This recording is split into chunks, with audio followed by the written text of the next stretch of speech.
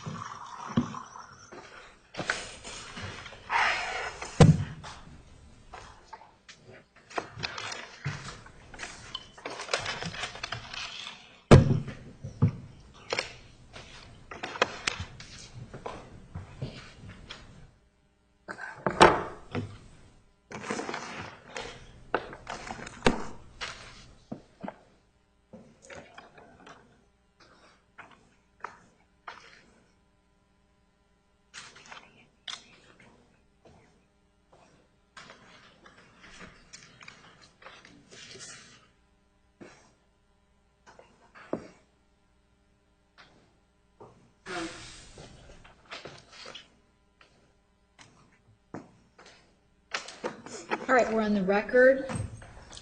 The record will show the presence of the defendant and counsel. The jury is not present. Oral argument on the motion to preclude testimony of Mesa PD Detective Smith for failure to timely disclose report prior to testimony. We did briefly address this issue yesterday afternoon. Mr. Nurmi? Ms. Wilmot. Ms. Wilmot. I don't think anything has changed from the motion. We've provided now a copy of the transcript of the interview along with the audio tape of the interview where it's very clear that Detective Smith said he would complete the report in a week or two. He said he was working on it. He said there's other things that he's working on, and that's why he claims it's going to take him a week or two. There was no mention of him taking a month. The issue is allowing him to go forward on the stand without having that report completed presents us problems with cross-examining him. And in the interview, you can see that we asked him numerous questions that he was not able to answer. He couldn't tell us what terms were searched. He couldn't tell us which section of the registry this supposed antivirus program was put onto the computer such that it would have caused these terms to be placed on the registry. There was numerous questions throughout the interview that had to do with that. He couldn't even tell us what antivirus program it was that he's claiming put these search terms or put these terms onto the computer. Excuse me, Ms. Wilmot, let me ask you a question. This interview was conducted at 301 West Jefferson, correct? Yes. So Detective Smith did not have access to his computer, correct? Right, he didn't bring it. Our witness, if the court will remember, our Mr. Smith was interviewed briefly by the state, and he couldn't answer exact questions. He could give the generalities, but he couldn't answer exact questions. So the state asked to have another interview with him, such that since there was no report, he asked to bring his computer, which Mr. Smith did bring his computer and was able to answer all of the specific questions that the state asked. We asked Detective Smith during the interview about his report. He didn't have it. He would need to refer to the computer to answer our questions. And we asked if he intended to testify without his computer. He said yes. That's also in the interview. So there will be no way that we'll be able to have these questions answered or cross-examine him on these questions because he doesn't have the answers without having his report. Does he have a report? Yes. If you read through the transcript, he says he specifically said that he was putting it together. It'll take him a week or two to put it together nicely and put all the things together nicely for us, something to that effect. And that's in the interview. So, in other words, it has been started. Can you tell me at what page approximately makes that statement? It's a very lengthy report. I just got it this morning, so I haven't had a chance to read through the entire thing, but do you have a page reference? I don't have a page reference on me, Judge. I just know that from my notes. Okay. Mr. Nurmi will help me look for it, Judge. But he basically, the idea is that there is a report. He has been analyzing this computer. There is a report. I know from contacting NCASE that all it takes is to press a button and a report is created. So this detective is telling us that he has been working on it. He told us that in December. When we first interviewed him, he tells us it's going to take a week or two at most to finish it during our interview. And then he talks about how he created a timeline, but he doesn't even bring that to the interview either. So we weren't able to ask him any questions about this timeline, which is 12 pages of minute writing that we weren't even able to ask him. I'm sorry, I didn't understand what you just said. He didn't bring the timeline, but it was minute writing. How do you know? Oh, because it was disclosed on the 30th. So our interview was on the 29th. It was disclosed in the afternoon on the 30th. I understand. So that's why we know what that's why we know what it is. But we weren't able to ask him any questions about it. We're not able to reference it in any type of report. We're not able to give his report of his analysis to our expert to be able to help us to understand what it is that Detective Smith supposedly did. And then if the court will remember, when Mr. Smith was about to testify, he said that he had lots of other work to do and he wasn't sure that he can get his analysis completed.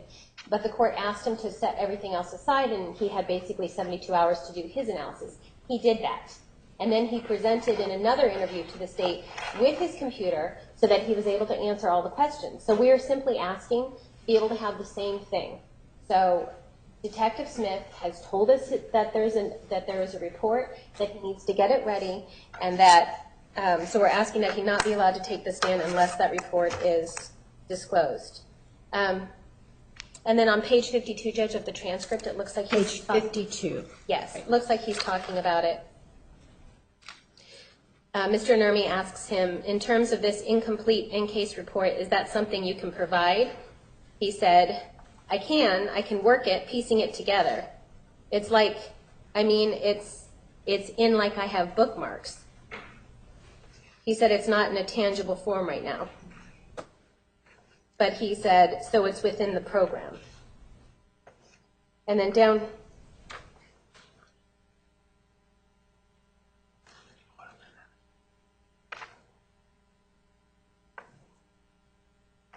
and then at the bottom he says that it's just because of his caseload. That's how long it takes to kind of piece it to make it look nice. That's what I'm referring to when he says he needs to piece it together and make it look nice.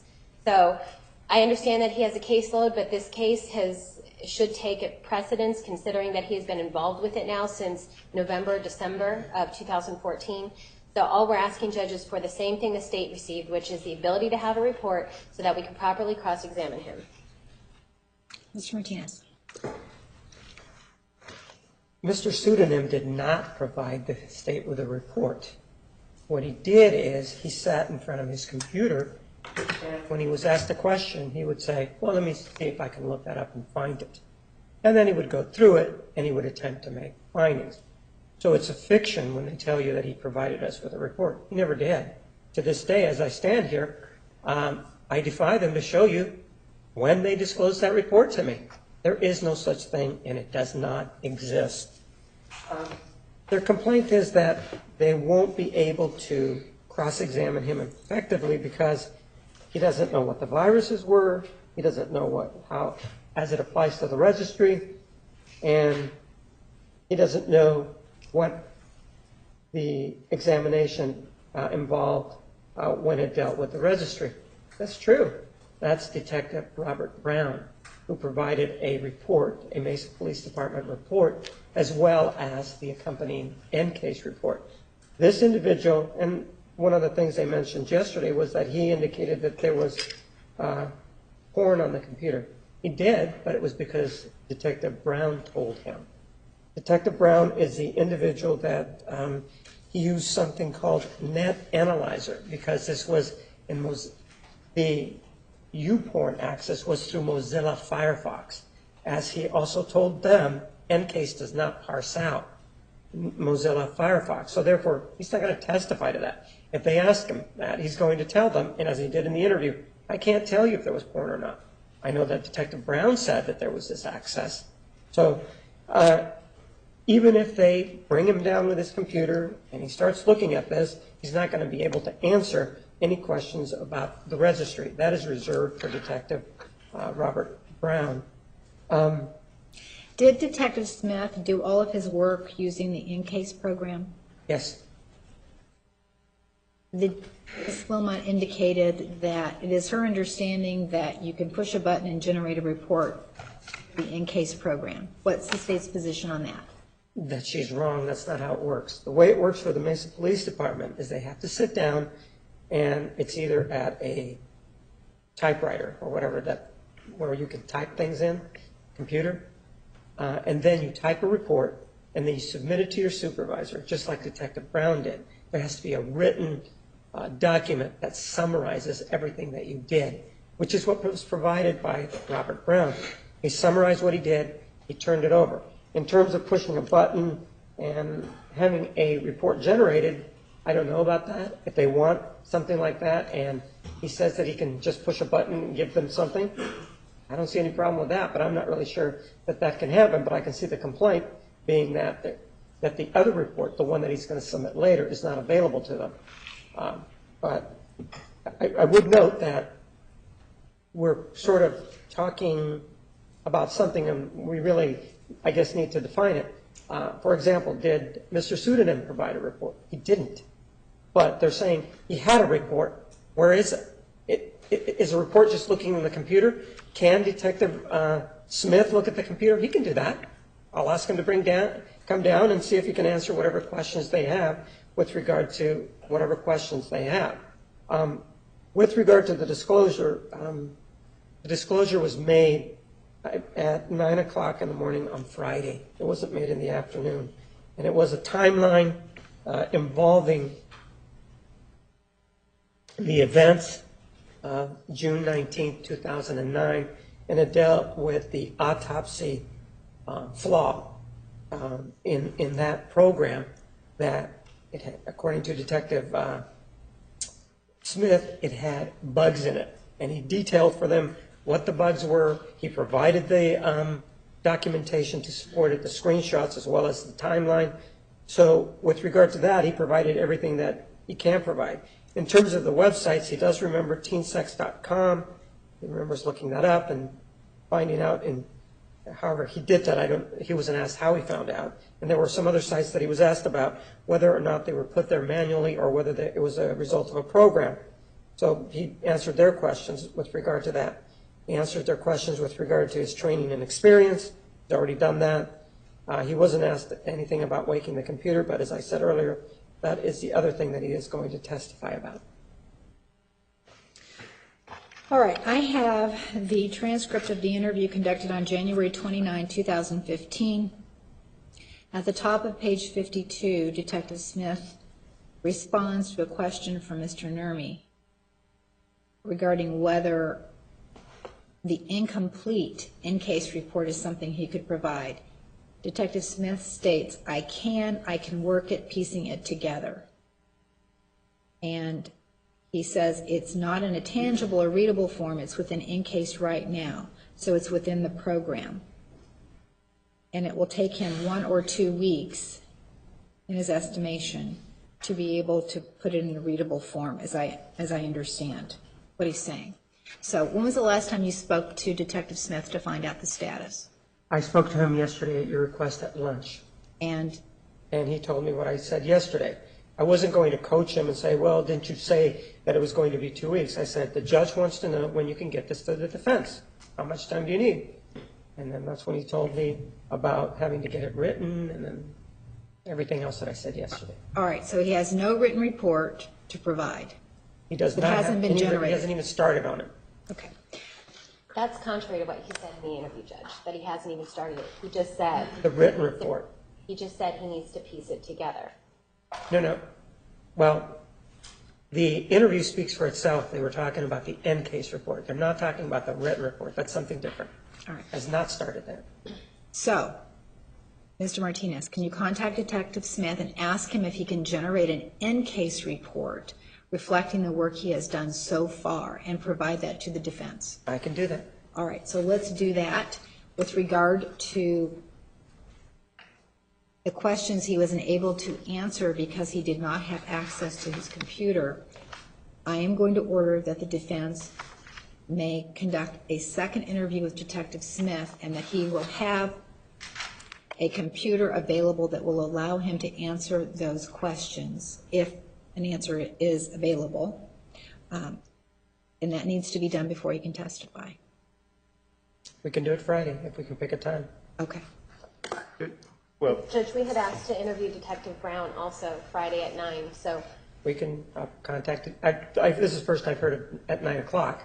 No one has asked me that, and I'll call him. emailed last night. Okay. Requested. I haven't seen it. So hopefully Detective Brown and Detective Smith can be interviewed on Friday. And Judge, just for the record, I just want to make sure it's clear that at no time did we ever say that Mr. Smith created a report. So, and I didn't say that when I was just arguing to the court right now. He was able to answer questions, all of the questions that the state asked of him during his interview because he had his computer present. So hopefully that would be then the case with Detective Smith when we interview him. So is she saying that she doesn't need the report, just wants her questions answered? That's what I'm hearing. No, I think that we would like to have the questions answered, and most of the questions, the way Detective Smith said he couldn't answer them, was because he didn't have his report. So that's why we would need the report as well. What's unclear to me is which report, the in-case report or the report that he's preparing that will go through channels in the Mesa Police Department. So that's what I'm asking Mr. Martinez to clarify. If he can generate an in-case report and provide that to you, that will give your expert some additional information.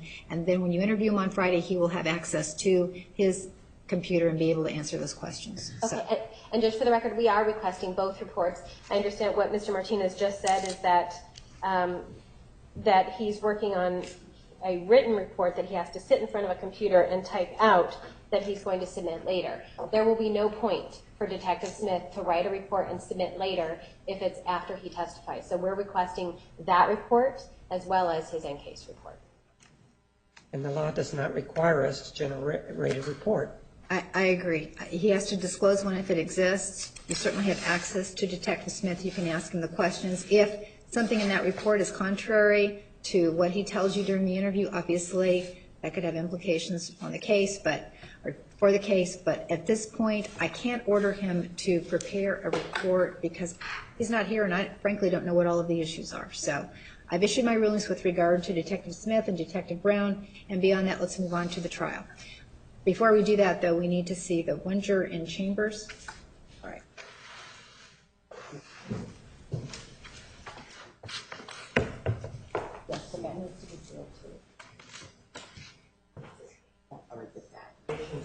By the defendant, physical domestic violence. Do you remember our discussion? Yes. And what is your opinion? In other words, in your opinion, was there any physical domestic violence in the relationship between the defendant and Travis Alexander? objection asked and answered invades the province of the jury. Overruled. You may answer. No. Why not? Well, there's a few reasons. One of the main things, well, the first reason is that the information about the physical domestic violence comes directly from Ms. Arias. When that information came to me, it was important for me to look at the consistency of her reporting of this information over time. And there was certain inconsistency across reporters of who she told, of how much domestic violence she experienced. In addition to that, in looking at the content of what she described she experienced in terms of physical domestic violence, there are content differences.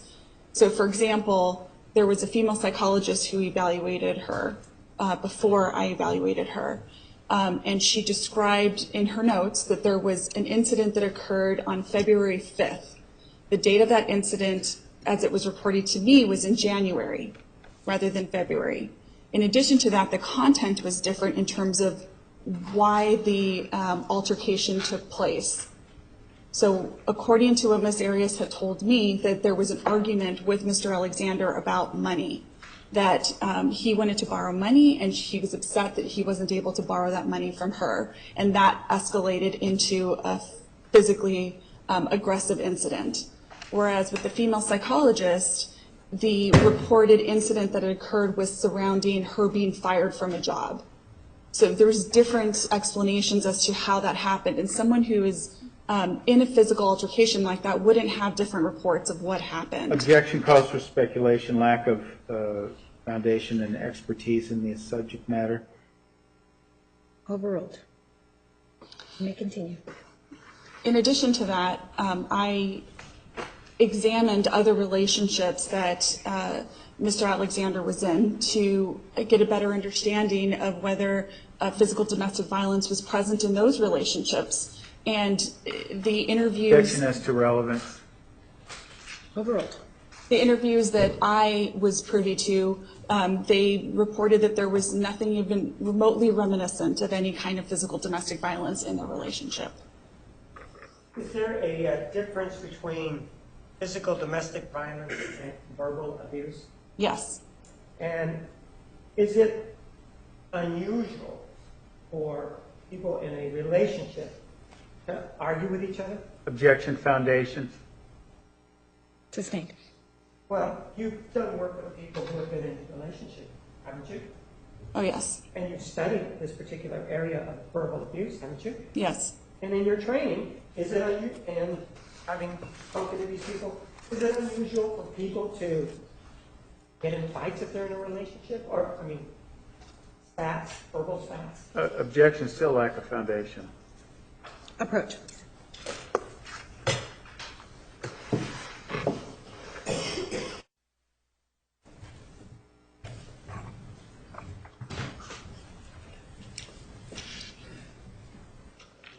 You read my question back, please.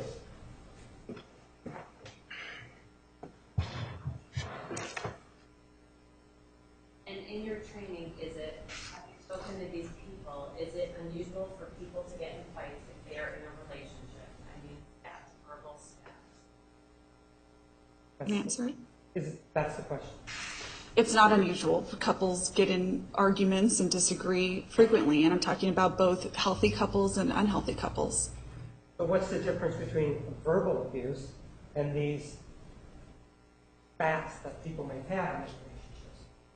There are a couple things that I think about when I differentiate that. The first would be a pattern of this kind of behavior, meaning that this is something that frequently happens in the relationship where there's arguing, and as part of the arguing, there's times where the person is belittled, put down, called names, spoken to in a negative way. So I'm looking at the pattern of the consistency of how often this happens and also the content of what happens in that exchange. So if you have those two together, then I would consider that crossing the line of verbal abuse. And in terms of a pattern here in the relationship between the defendant and Mr. Alexander, did you see a pattern of any verbal abuse? No. But there may be isolated incidents where a person may cross the line. You talk about that, right? Yes. Objection, leading. Overruled. What does crossing the line involve when you're talking about verbal abuse? What is that?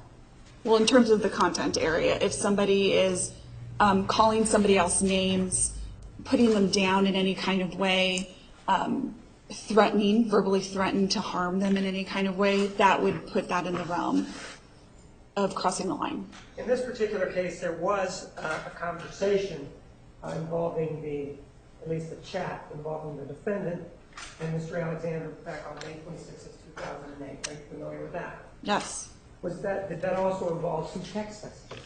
Yes. What is your assessment about that particular exchange on May 26th of 2008? In that Objection, situation, foundation, which exchange, text, email. Sustained. Both. Did you consider both? yes. And are they both part of the reason you're going to give us your opinion? Yes. Yes. But what is your opinion? In that exchange, both the text message and the email, which were back to back with one another, he crossed the line. His behavior in that, his verbal behavior in that was inappropriate. He put her down and was inappropriate. Did you see any other times where his behavior or his speech was inappropriate? Not to that level. I certainly saw times where they were in a disagreement or he was upset, particularly related to her being intrusive and crossing boundaries. There was an incident that I can think of that he was accusing her of lying and she had admitted to it, and he was clearly upset in it, but certainly did not get to that level that was on May 26. One of the other things that was talked about by Dr. Geffner and Fonseca involved the defendant in growing up. And the question was whether or not she suffered any physical or emotional abuse as she was growing up. Are you familiar with any materials in the female psychologist file that talk to the issue of emotional or physical abuse when the defendant was grown up? Yes. Objection, Foundation? Overruled to me, answer yes or no. Yes. And what are you familiar with? There, when she was evaluated by the female psychologist, she was given a form where she was asked to identify whether she's been exposed to any kind of childhood physical or emotional abuse, and it was just a simple yes or no questionnaire, very brief. And in that form, she had identified that she had not been exposed to. With regard to that form, what's the name of it? Do you know the name of it? It's called Changing Patterns of Behavior, something similar to that. Objection, Foundation. Which exact test? Not something like that. Sustained. Do you have that in your file? I do. Go ahead and take it out.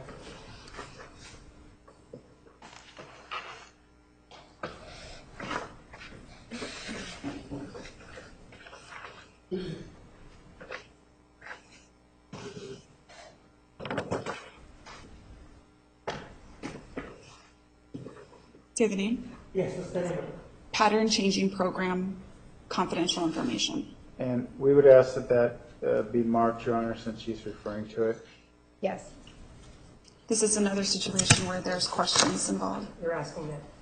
that this not be revealed. Thank you.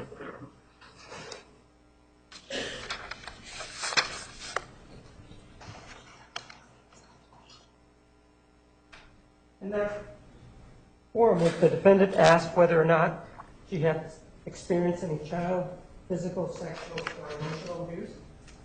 That's correct. And what was her answer? No. Was she also asked about whether or not she saw any domestic violence in her family? Yes.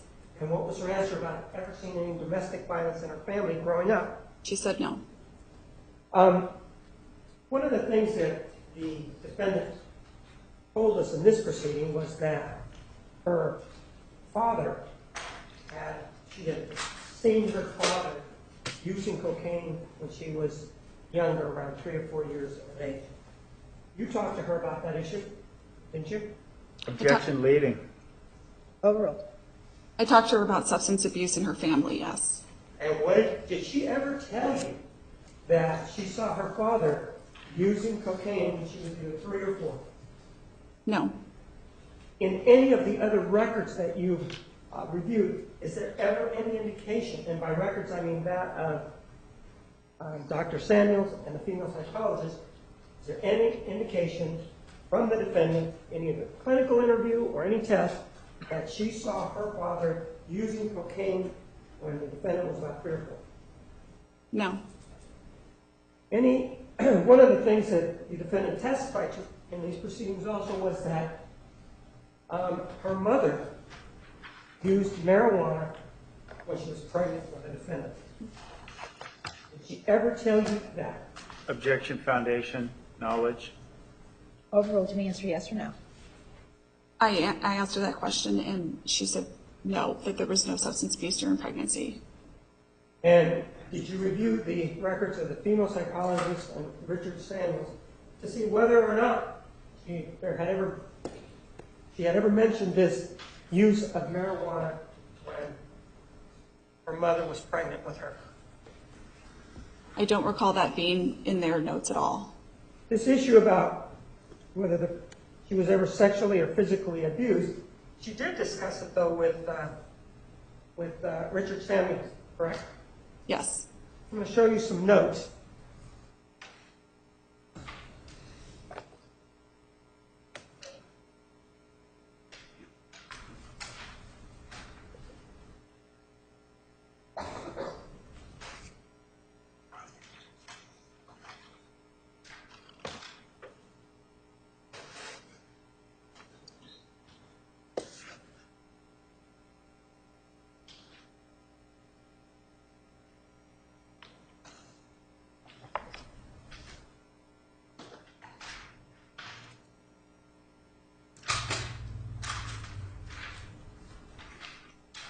Take a look at Exhibit 885.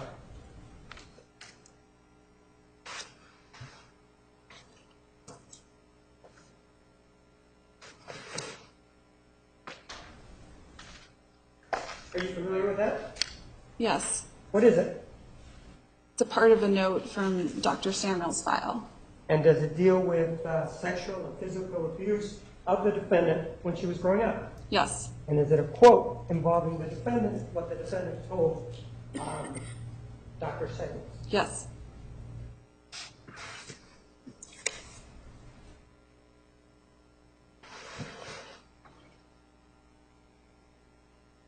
I move for the admission of Exhibit 885.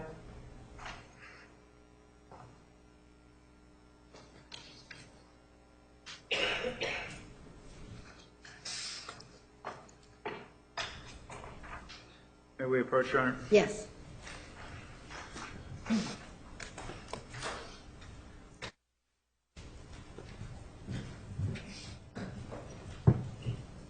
Ma'am, you have the rest of the notes on Richard Samuels, right? Yes. Aren't you taking them?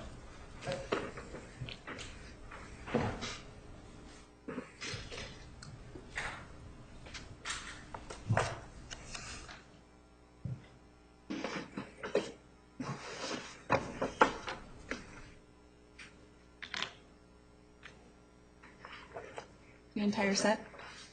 Just as the one that applies to this one. This is a part of.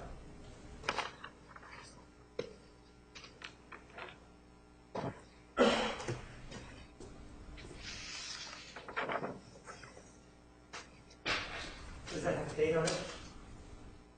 No, that doesn't. Does it have a page number? No. Give me the full notes that this is a part of. Exhibit 885. The entire thing. There's a date a few days, notes prior. There's a date that's listed 3 notes prior. It goes like this. If I could have The whole thing? Yes. Okay.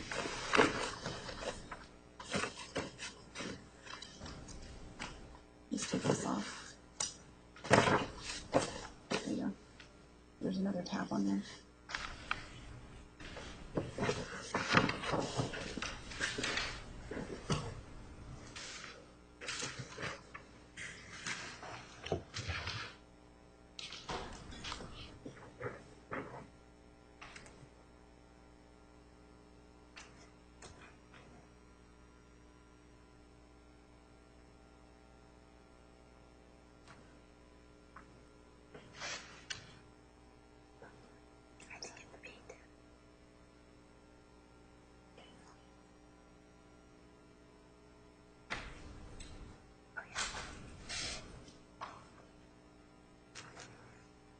All right, now look at Exhibit 890.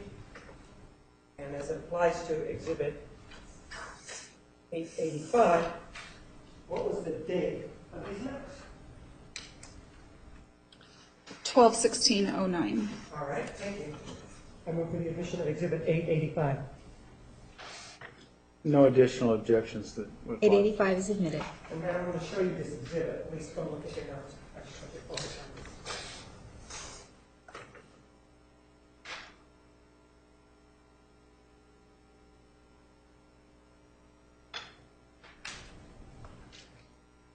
Take a look at what she told Dr. Samuels. Objection, Your Honor, mischaracterizes the notes. It's just what Dr. Samuels wrote down. Sustained. And what is this thing called here at the beginning of that? To quote, It's this 2 marks at the beginning, right? quotation mark. Okay? And when something's in quotation marks, what does that mean to you? That the information is quoted directly from the person. Objection is calling for speculation as to Overruled. what Dr. Samuels wrote. Overruled. What does it say there? Parents never sexually or physically abused me. And this is a clinical interview between Dr. Samuels and whom? Miss Arias. Did you also review other documents with regard to this issue of abuse when the defendant was growing up? Yes. Let me show you some other ones.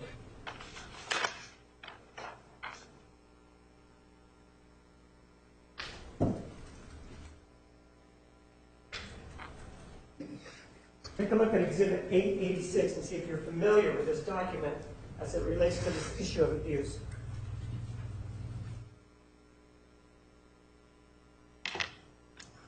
familiar with it? Yes. And is it excerpts from exhibit number 887? Yes. Does 886 talk to the issue of abuse of the defendant growing up? Yes. All right, if I may have, then back.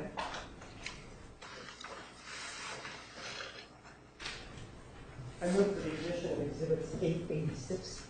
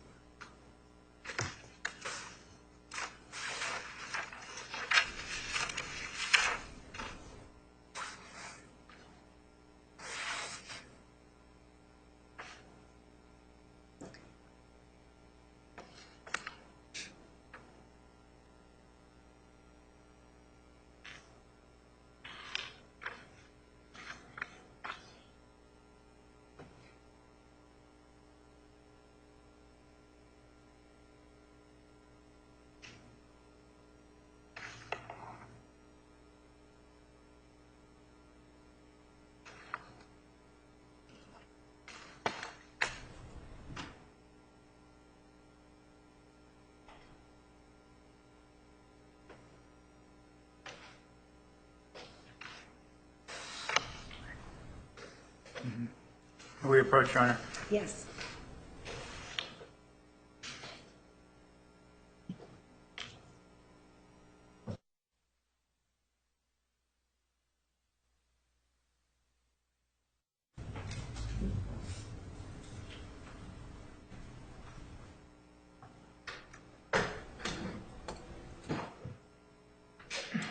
Exhibit 886 is admitted. I'm sorry, Your Honor, that number again? 886. Let's take a look at 886. An interview with whom? Xenia And the last name? Carranza. And what does it indicate the name? Xenia and Jodi are childhood friends. They met in the 4th grade and have kept in contact intermittently throughout the years. Xenia currently lives with her boyfriend in a town called Paradise, which is outside of Chico, California. And what does she say in the first bullet point? There was no abuse. She never saw inappropriate behavior or actions from Sandy or Bill. Second bullet point? Jodi could play the victim.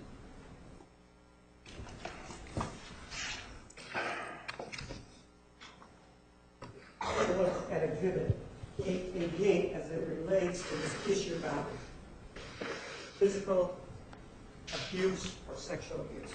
And 889 is the whole.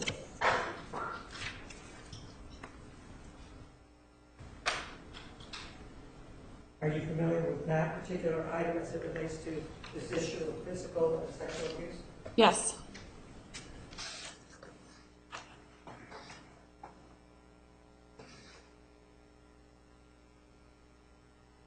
I move for the admission of exhibit 888.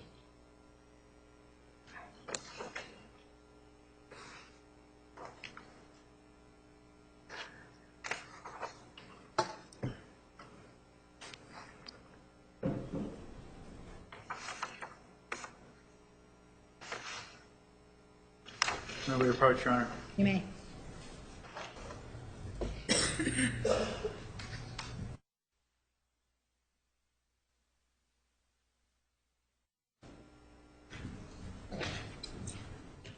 Exhibit 888 is admitted.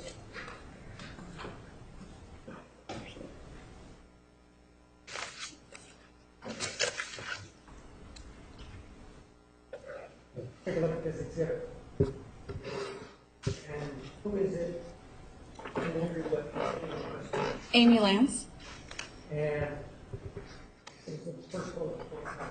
Amy is Jodi's cousin. Her mother is Sharon, the eldest of Sandy Arias' sisters.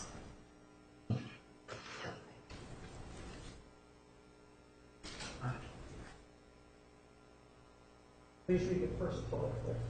Amy knows of no physical or sexual abuse to Jodi or other siblings. And second bullet point. She never saw them get spanked.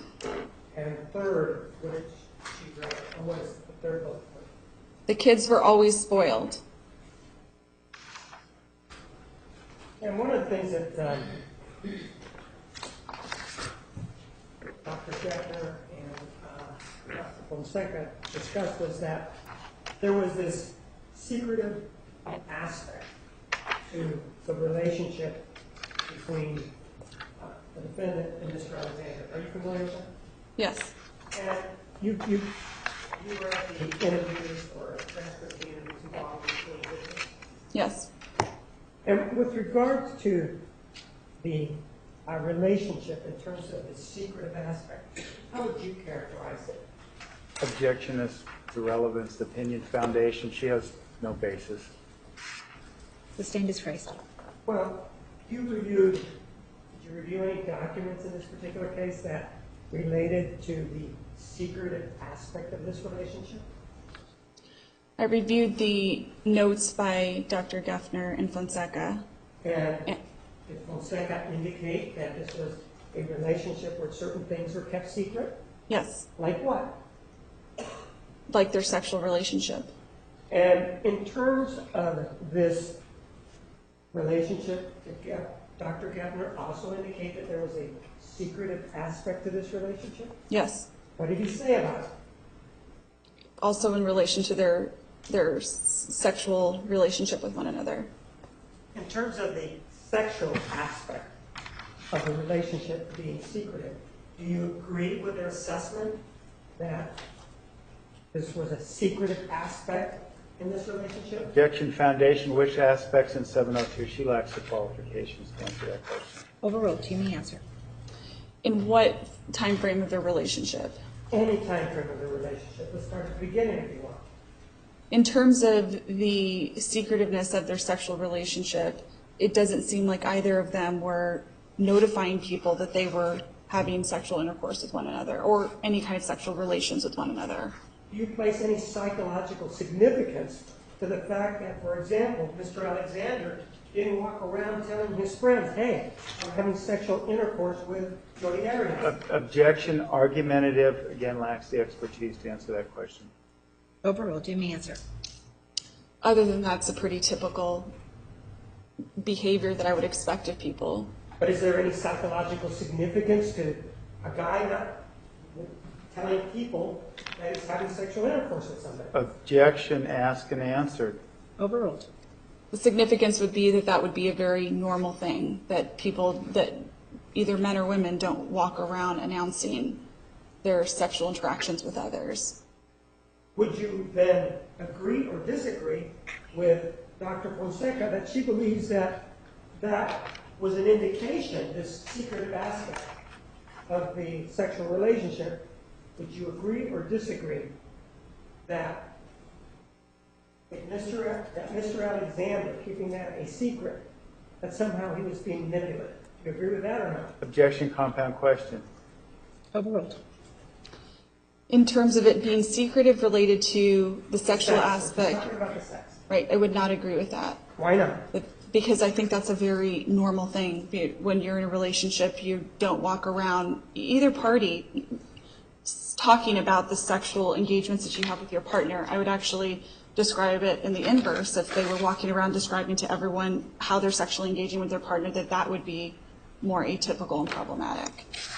There was also this issue raised by Dr. Fonseca about Mr. Alexander somehow not going and reporting it to the bishop, that he was having sexual relations with the defendant. Are you aware of that? Objection foundation.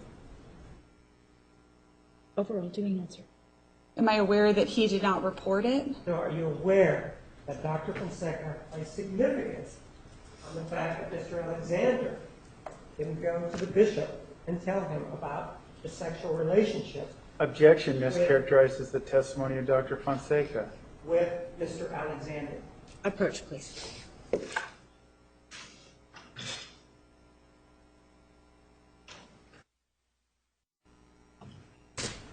Any dispraise?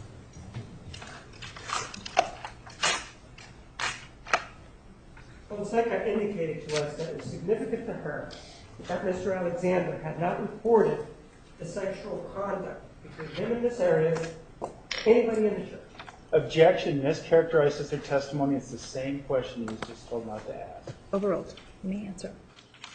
The question. Are you aware? Could you just read the question?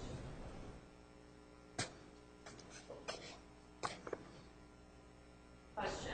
Fonseca indicated to us that it was significant to her that Mr. Alexander had not reported the sexual conduct between him and Ms. Arias to anybody. You're aware of that. I believe she talked about that in her interview. Is that to you psychologically significant in trying to determine whether or not this was a secretive sexual relationship? Objection, foundation, which interview? She says she believes it. She's not certain. Overruled. You may answer. I'd say that falls in the same category, but we were just talking about that when someone's engaging sexually with someone else, this is not something that's just announced to people. In terms of being secretive, did you review documents that talk to the secretive aspect as it applies to the defendant? Yes.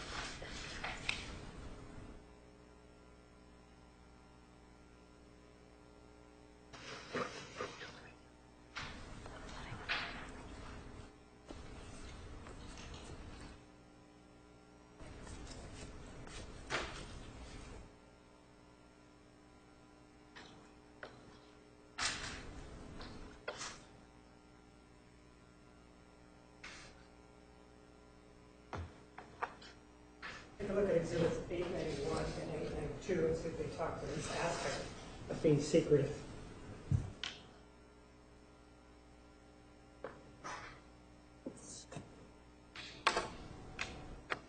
Yes. And do they relate to the defendant as to whether or not he's secretive? Yes.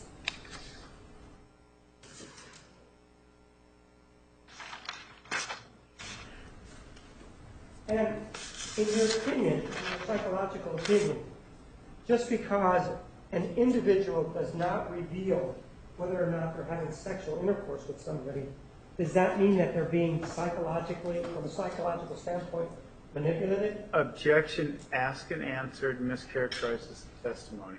Overruled. You may answer. No. Why not? Again, I think that's a very normal thing in relationships to not, as it pertains to the sexual aspect of it, to go around and share your sexual endeavors with other people.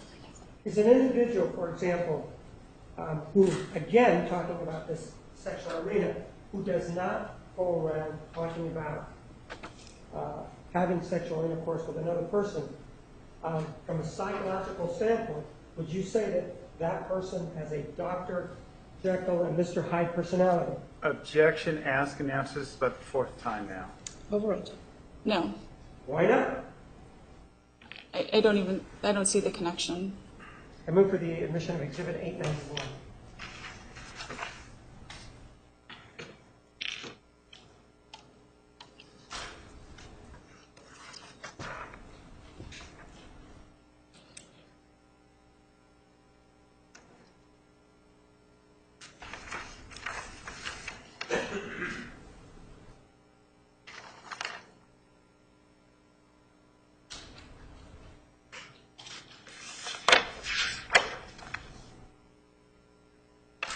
No objection.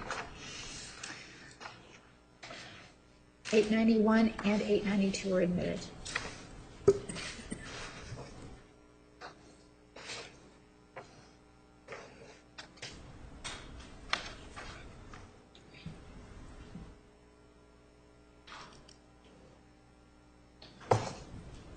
Take a look at Exhibit 891.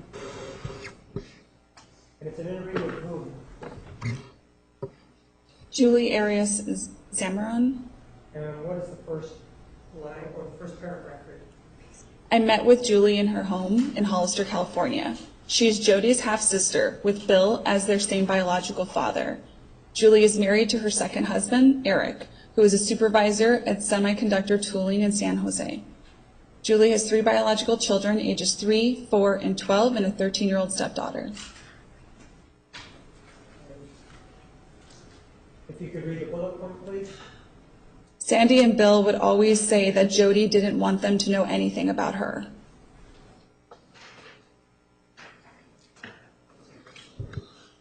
Let me show you a couple of other.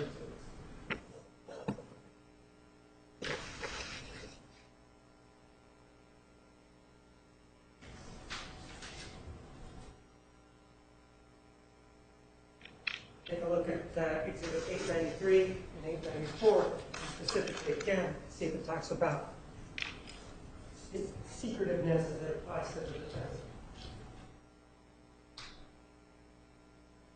Yes.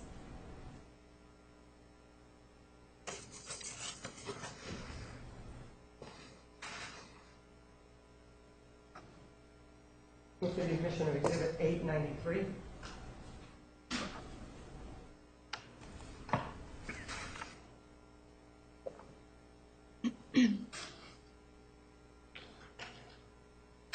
We approach, Your Honor. May.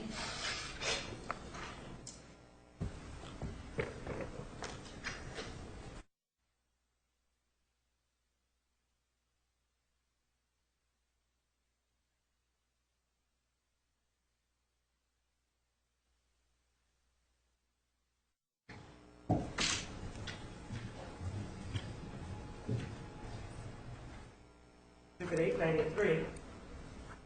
Is this significant to you, in your opinion, psychologically speaking, as to whether or not this relationship was secret involving the defendant and Mr. Alexander? It's important to me in that it describes Miss Arias as generally being a secretive person. And does it cast, if you will, further light on the relationship of her and Mr. Alexander as to whether or not it's secret? Well, it tells me about her, who was a participant in the relationship, so it tells me about her personality. So in that sense, yes. And you have diagnosed her with borderline personality disorder. Yes. And this is something that is part of that diagnosis. Objection, argumentative, leading. Overruled. Finish your question. Does this factor in or something to consider in reaching your assessment? Objection, compound question. Restate. Is this something you consider As a diagnosis? or for any reason in this case? Well, in the sense that talking about the secretive nature of their relationship, given that that was something that Fonseca had discussed according to the interview that you had with her, in that way it would be important. I move for the admission of Exhibit 893. No objection. 893 is admitted.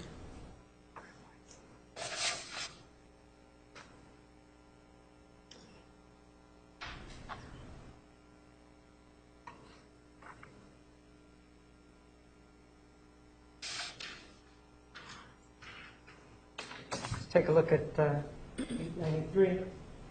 Again, this is an interview With Jodi Arias and Lauren. and bullet point, what does it say? Jodi was very secretive. She knew very little about Jodi's life and relationships.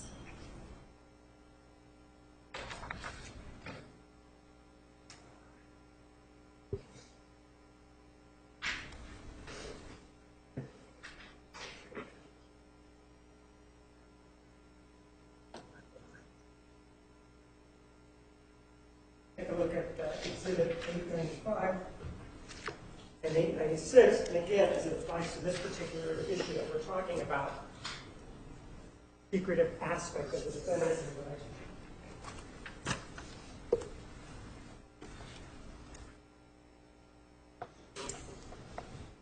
Yes. And in terms of whether or not, is this something that you considered when you were evaluating what Dr. Fonseca was saying about the relationship and the secretive aspect? Yes, for that and for other reasons also related to my diagnosis. Foundation, which diagnosis? Sustained? And which diagnosis? Is it the adjustment diagnosis or the borderline personality? Borderline personality disorder. Move to the admission of exhibit 895.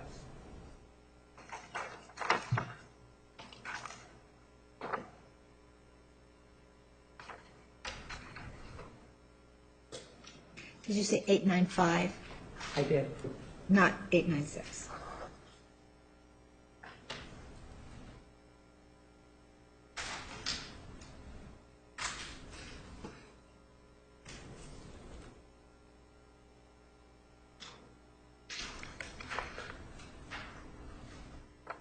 For clarification, the status is seeking only 895? That's correct. Yes. Yes. No objection to 895. 895 is admitted.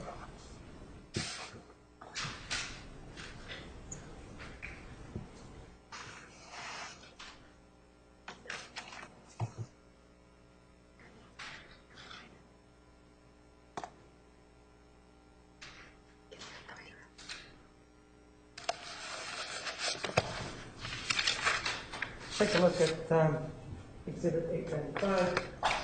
Interview with who? Xenia Carranzo. And already put her. What does she say?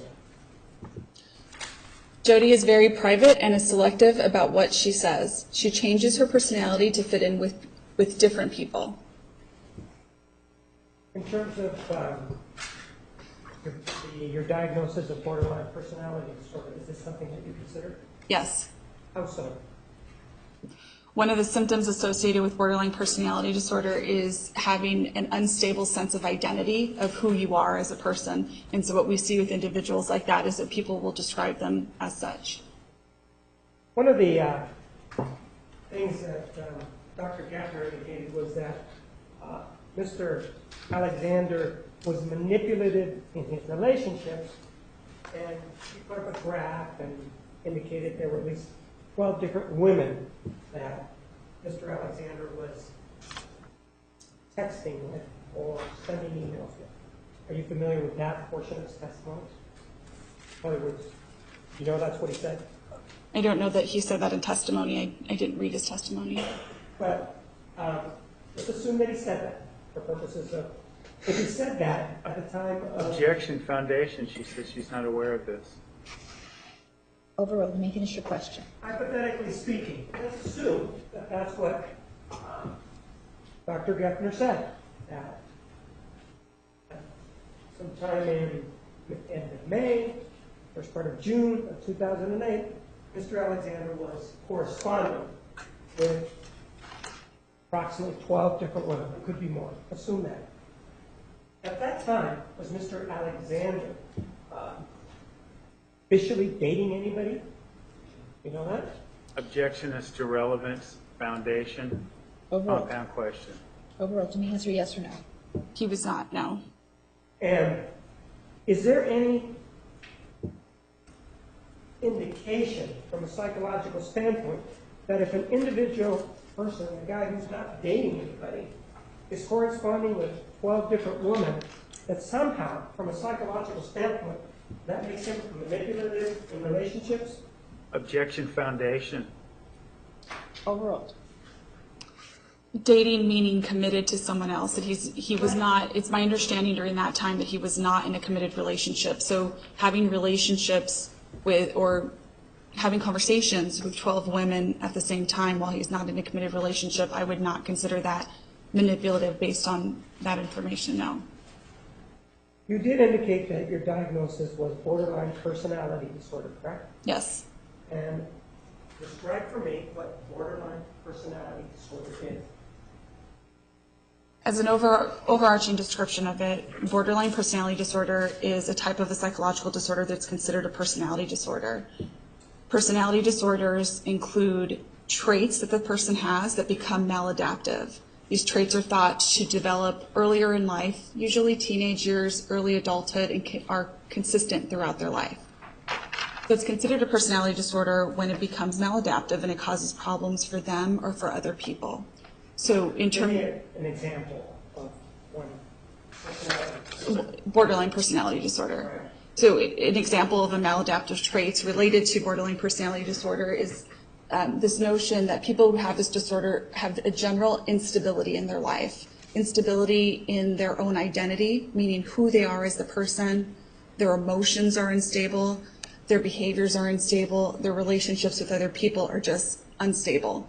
And to characterize this disorder, our Diagnostic and Statistical Manual has come up with 9 different symptoms that are commonly seen in individuals with borderline personality disorder. Generally speaking, what are we talking about with regard to these symptoms?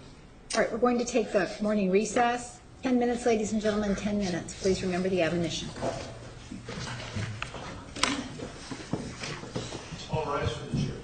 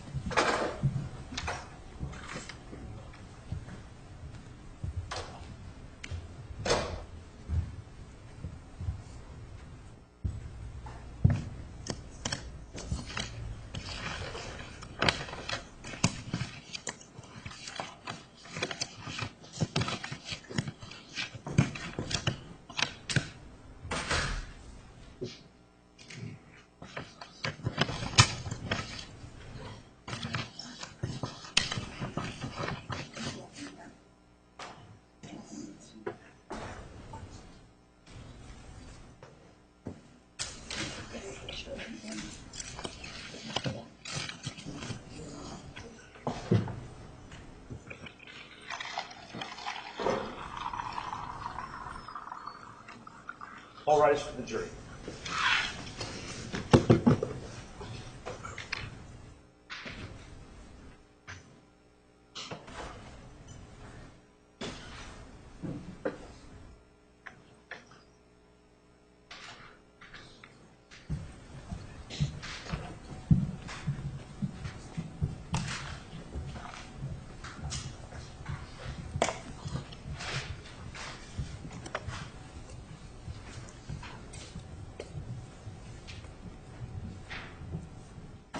Please be seated. The record will show the presence of the jury, the defendant, and counsel.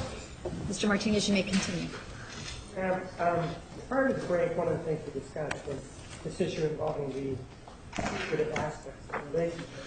I want you to take a look at Exhibit 899 and see if that talks about the defendant and her, and this issue of secretiveness as it applies to another relationship, 899 and 900.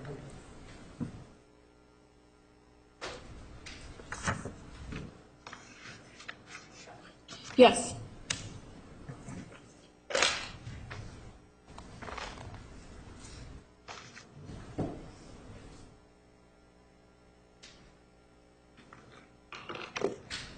Move for the addition of Exhibit 899.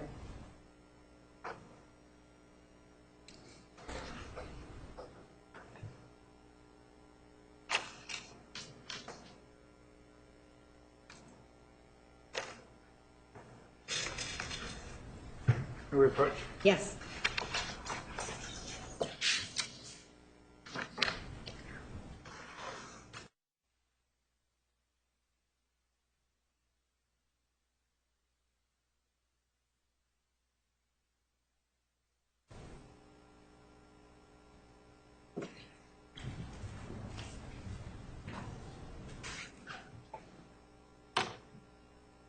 With regard to relationships and Bobby, have you read that the defendant kept her relationship with Bobby a secret? Objection, foundation, from whom? Overruled. To me, answer yes or no. Yes. And did she keep it a secret? Objection foundation from whom? What is she relying on? Sustained. I move for the admission of Exhibit 899. Same objection, Your Honor. Sustained. Well, you're relying on some documents, right? Yes. And at the top of the documents, what do they say? Objection, Your Honor. These have not been admitted. Overruled. This was an interview with her parents. Yeah, but what does it say at the very top? Objection The title to of it is- relevance. Overruled. Yes. Privileged and confidential attorney work product memorandum. And in reviewing these documents, did you learn that the defendant kept a relationship with Bobby secret? Yes. We were talking about borderline personality disorder before the break. And what is one of the aspects, one of the features of borderline personality disorder? Objection vague. Overruled. The objection was vague. Go ahead. So according to the DSM-4 or DSM-5, our Diagnostic and Statistical Manual, there are 9 different symptoms that characterize borderline personality disorder, and one of them would be, the first one would be fear of abandonment. What is fear of abandonment? This is a symptom that's sometimes difficult to understand. Essentially what fear of abandonment is what it says. Someone fears being abandoned and being alone, which as humans, I think most people could say that they experience some level of fear of abandonment. Most people do not want to be alone. People who have the symptom, though, take it to the next degree. So people who have the symptom genuinely and devastatingly fear the loss of people being out of their life. And as a result of that, they'll engage in behaviors so as to try to get people not to leave them. But the confusing part about it is that the behaviors that they actually engage in are the exact behaviors that tend to push people away. So they're trying to pull people towards them because of their fear of being abandoned, but because of how they're doing it, it tends to push people away and people don't like it. And so because of that, you see a lot of conflict in relationships. Give me an example of this aspect of trying to hold somebody and then pushing them away. Gerald. A general example not related to this case. So a general example would be somebody throwing themselves in front of somebody's car so that they physically don't get away. Or they may try to read stuff about their life or learn about their life so that they could show them that they care about them and can relate to them in a way that nobody else can relate to them. But that could be felt as intrusive. Let me show you some time.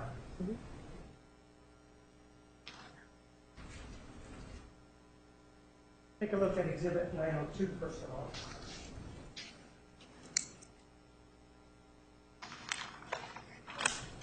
Are you familiar with it?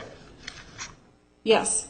Is this something that you used in this particular case in reaching your diagnosis of borderline personality disorder, and specifically as to this criteria of abandonment? Yes. And what is it? What is this Are there document? text messages? Yes, these are text messages Between whom and whom? with Michelle Lowry and Mr. Alexandra. I may have that.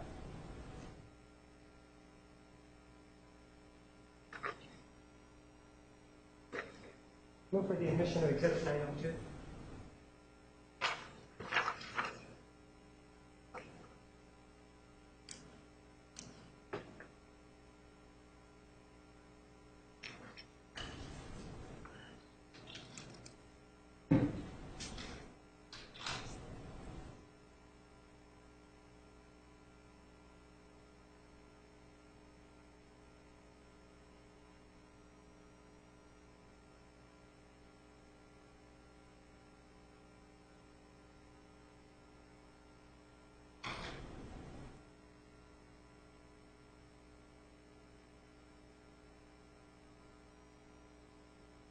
May we approach, Your Honor?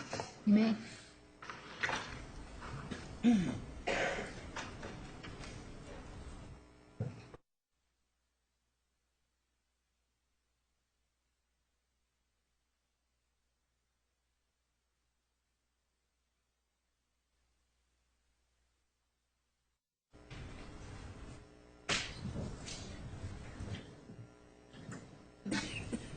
regard to Exhibit 92, you referenced those in the In my notes? Yes. Yes. And with regard to those text messages, they're just put in chronological order, aren't they? Yes. And they were created for the ease of showing them here in trial, right?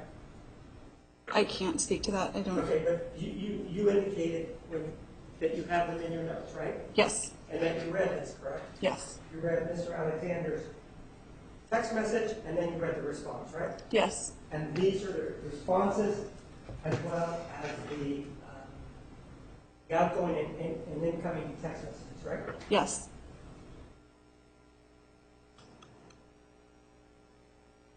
Move for the admission. 106, objection. Overruled. 902 is admitted.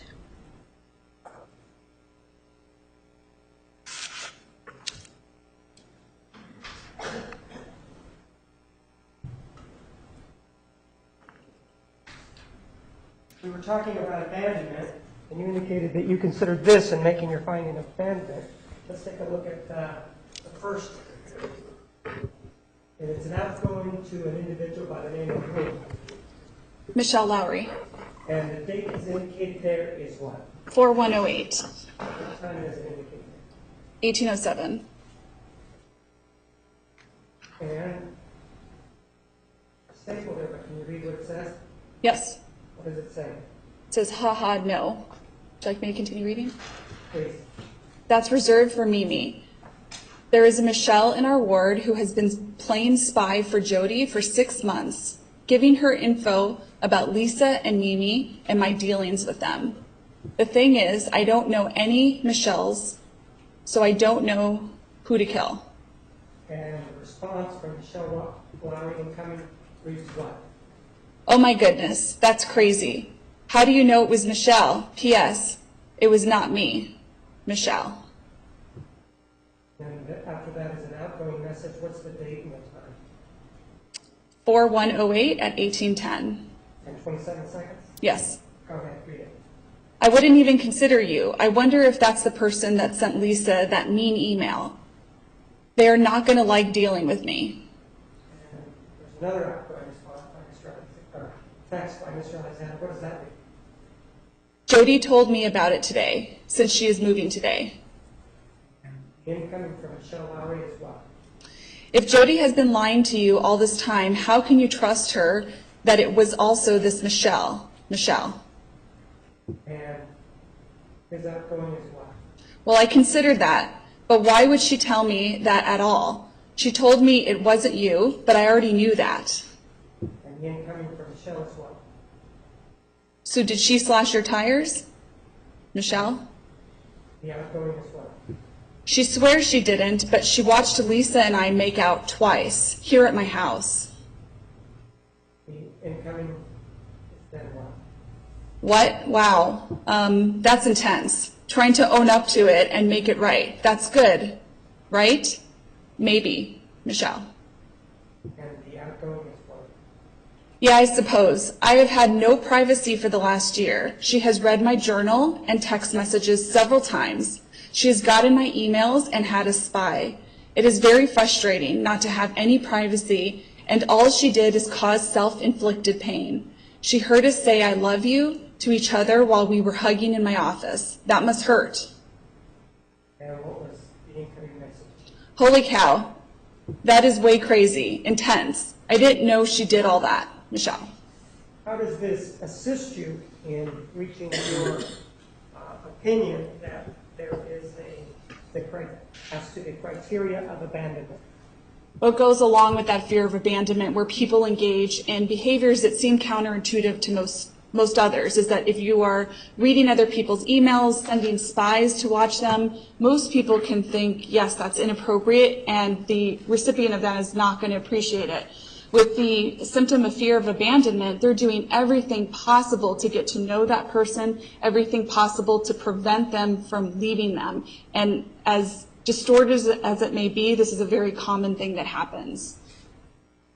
And that's what you use in this particular case, one of the things. That would be one example. Did you also, as part of this, consider what was said by Deanna Reed during her interview of June 12th of 2011? Did you listen to that interview on June 12th of 2011? Yes. And with regard to whether or not the defendant would come over uninvited, was that addressed in that conversation or not? Yes, it was. And what is it that is your recollection about that conversation? She just talked about how Jodi would show up uninvited. And again, how does that go to this criteria of abandonment? Continual pursuit, attempting to not allow Mr. Alexander to have his own space, so as a result of the fear of being abandoned. Also, with regard to Lisa Anders, you indicated that you spoke with her, correct?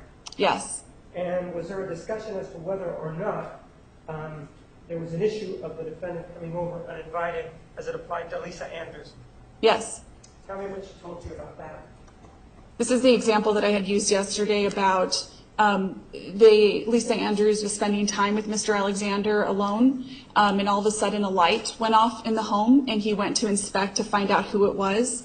And he admitted shortly before he died that it was in fact her that he found in her house, unannounced and unexpected. And again, how does this go to this abandonment criteria? It's that pursuit that she will be intrusive and engage in behavior so as to keep that tie with him and not allow it to separate. Did you also consider the statement made by Zachary Billings to the Mesa Police Department in assessing or reaching your opinion involving this abandonment criteria? Yes.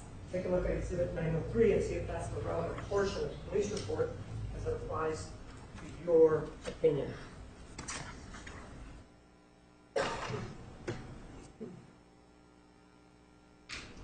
Yes. And the police report includes mention of other things, doesn't it? Yes. But this is the portion that you considered with regard to this issue of whether or not the criteria of abandonment had been met. Yes.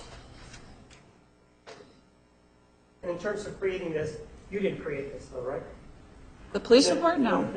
The way that it's presented to you here, you didn't create it. No, I have the full police report. I move for the admission of Exhibit 903.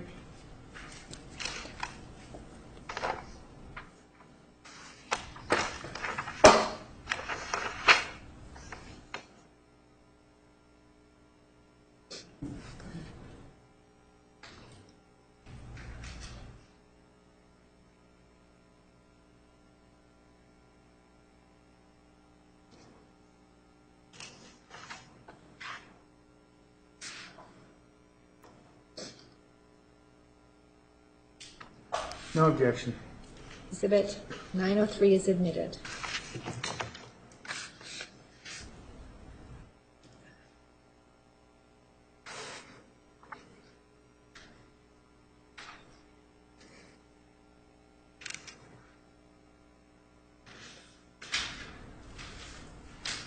Go ahead and take a look at it.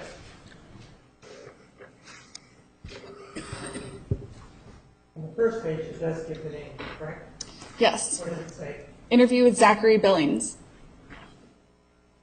At the top, it does give, for example, the supplement name. Do you see that? Yes. And it indicates who the officer is on the upper right-hand corner. Do you see that, right? Yes. And what's the officer's name there at the top? It says E. Flores. And let's read the text.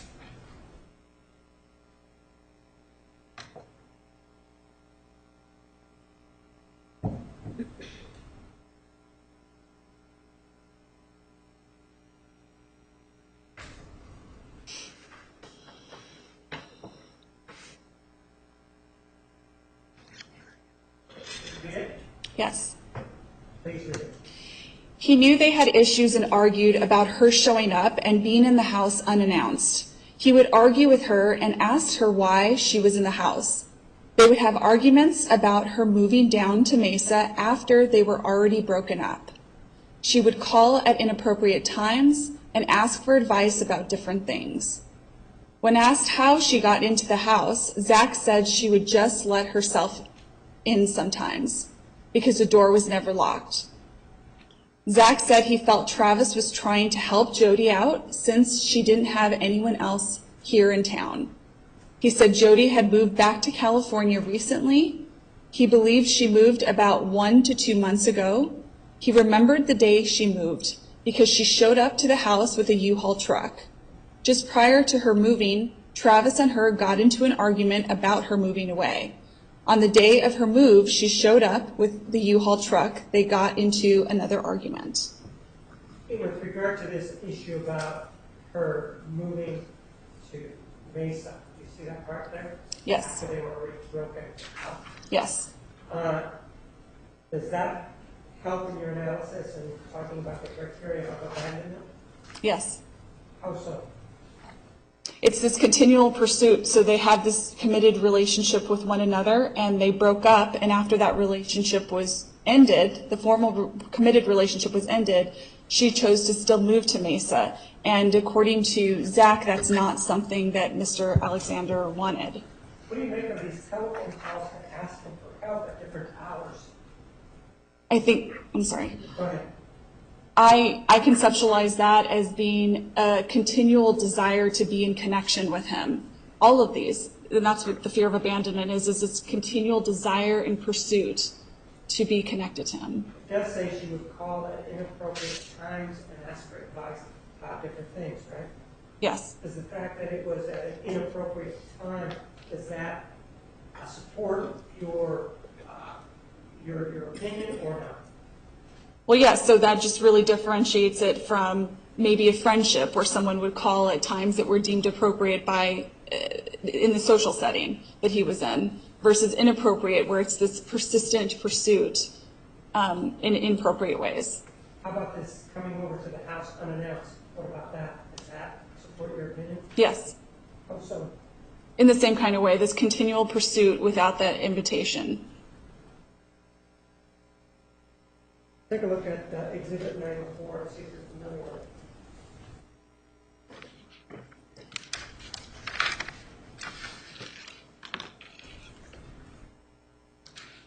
Yes. What's Exhibit 904? This is also a police report with someone named Taylor. And is that Taylor Searle? Are you familiar with that? I am familiar with that name. I don't see that written on here. Does it say Taylor on it? Yes. Is this something that you consider in this issue in reaching your opinion about abandonment? Yes. And is this something that you referenced in your notes also? Yes. It's not the whole police report, is it just a portion that you relied on? Yes, it's a portion.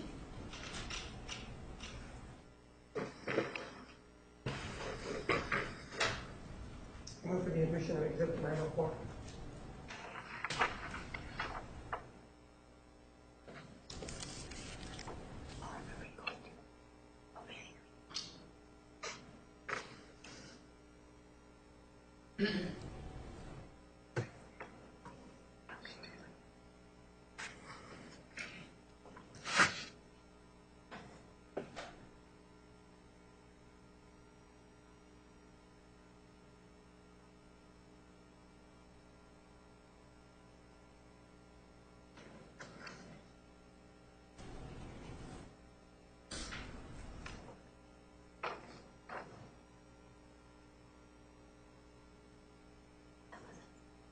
May we approach, Your Honor? Yes. Yeah,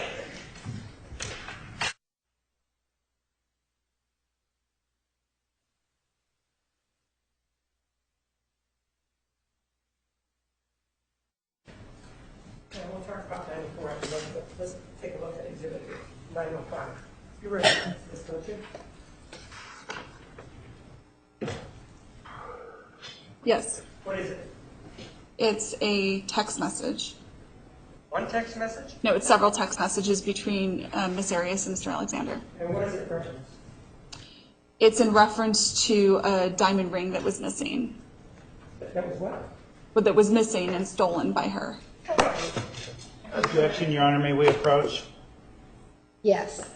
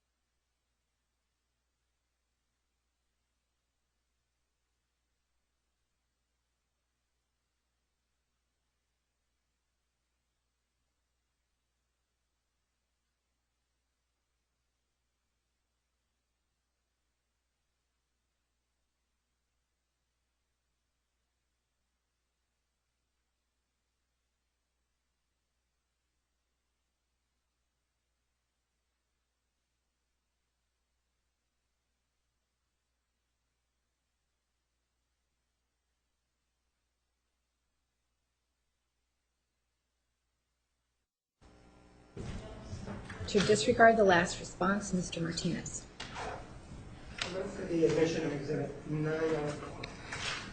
Exhibit 905. Any objection other than what was stated at the bench? No, continued objection. She made a false assertion against my client with no support. Objection speaking. Sustained. The jury was directed to disregard the response. Exhibit 905 is admitted.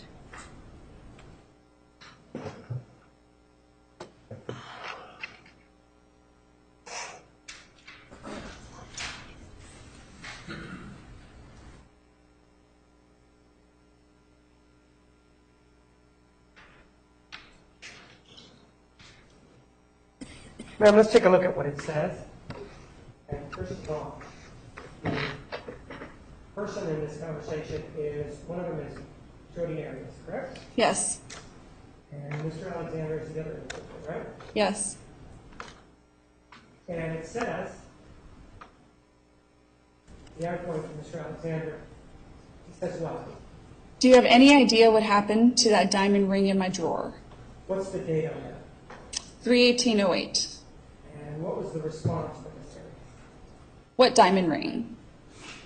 And then at 20:55:03, there's another incoming message, right? Yes. What does it say? Oh yeah, I have it. I'm so sorry. I'll explain. Don't be mad. I'll get it to you after work. Again, I'm really sorry. I'm sure it caused you stress. There was another incoming message. What was it? I'll tell you what happened after work. Don't stress, don't worry, and please don't be mad. And what did he respond? I'm not mad. It's cool. In terms of abandonment, are you familiar with the term called intrusive behavior? Yes. What is intrusive behavior? Intrusive behaviors are behaviors that are unwanted by the recipient. And this issue of taking the diamond ring, is that an example of intrusive behavior? Yes. How so? Well, that was an incident where he did not offer the ring to her, but she took it without his consent. Objection, Your Honor, again. Approach, please.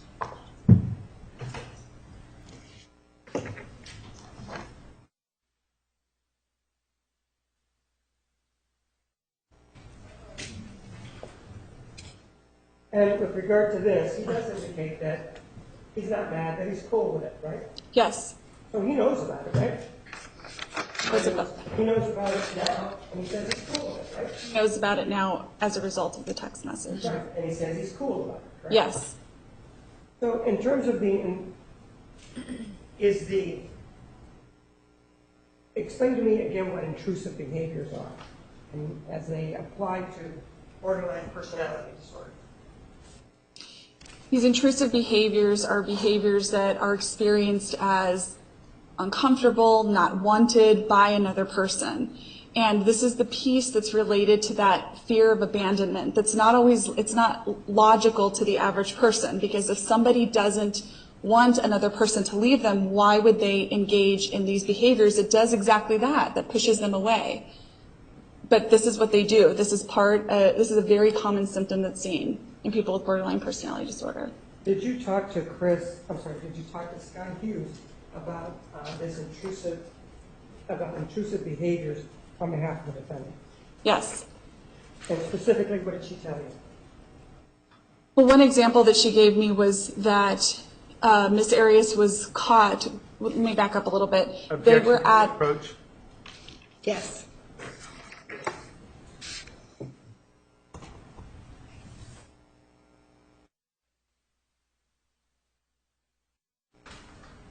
All right, ladies and gentlemen, we are going to take the noon recess. Please be back at 1:30. 1:30. Please remember the admonition. You are excused. Have a nice lunch. All rise for the jury.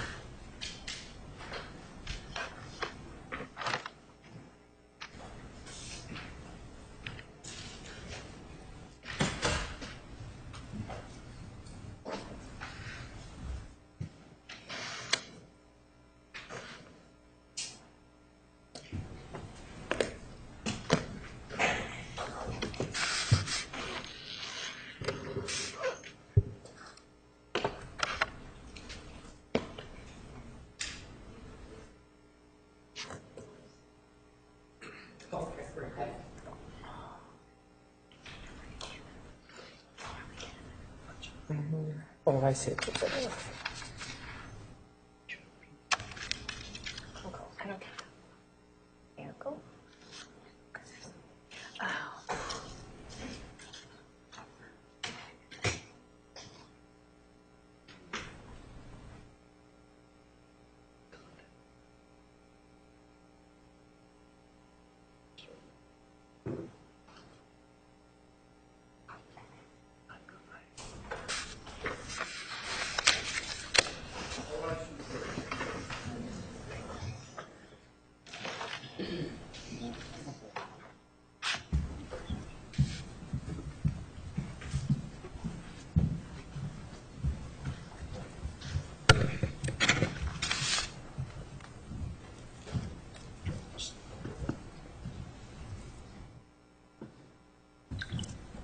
Please be seated. The record will show the presence of the jury, the defendant, and counsel.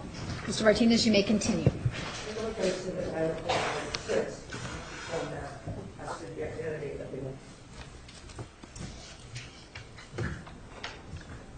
Okay.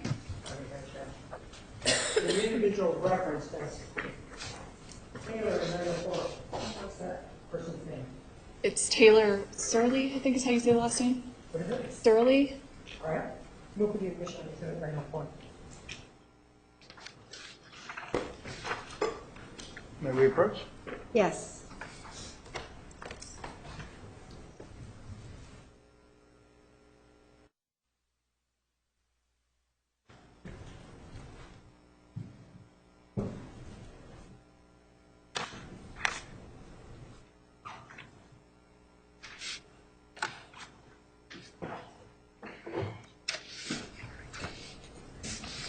Take a look at it. It's an evidence. Let's take a look at Exhibit 904.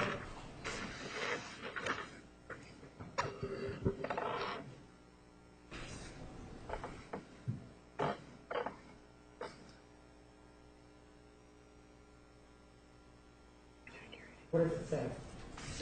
According to Taylor, Travis and Jodi dated for a few months in the summer of 2007, and they both work as paralegals in the same field. Taylor said they do not work in an office together, but often see each other at business conferences. Taylor told me he feels Jodi may have been involved because he said she has been behaving very erratically. Taylor said that Jodi has been sneaking into Travis's house while he was away for business and taking items, as well as hacking into Travis's Facebook account online. Taylor told me he saw Travis on 5/31/08, and Travis told him he talked with Jodi and told her he does not ever want to see her or talk to her again. Taylor told me Travis said she was very upset with this. How is this indicative of intrusive behavior? Well, this is another situation where she was going into his home without his permission, and that would fall under that category of being intrusive. And the other part of being intrusive, we've been talking about her being intrusive with Mr. Alexander, but was she also intrusive in other relationships, or did you look at other relationships to see whether or not they assisted you in determining whether or not this was borderline personality disorder? Yes. And specifically, did you take a look at the relationship with an individual by the name of Daryl Burlow? Yes. Show you some exhibits.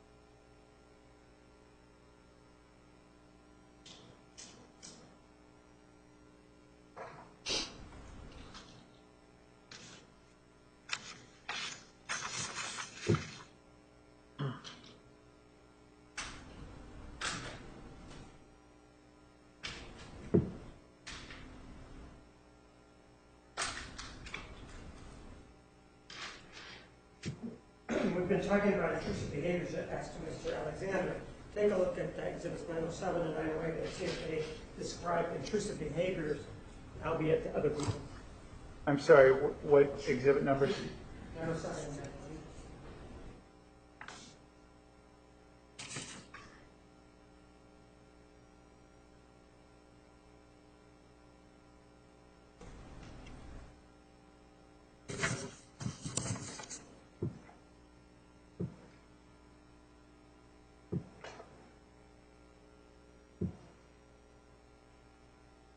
Yes.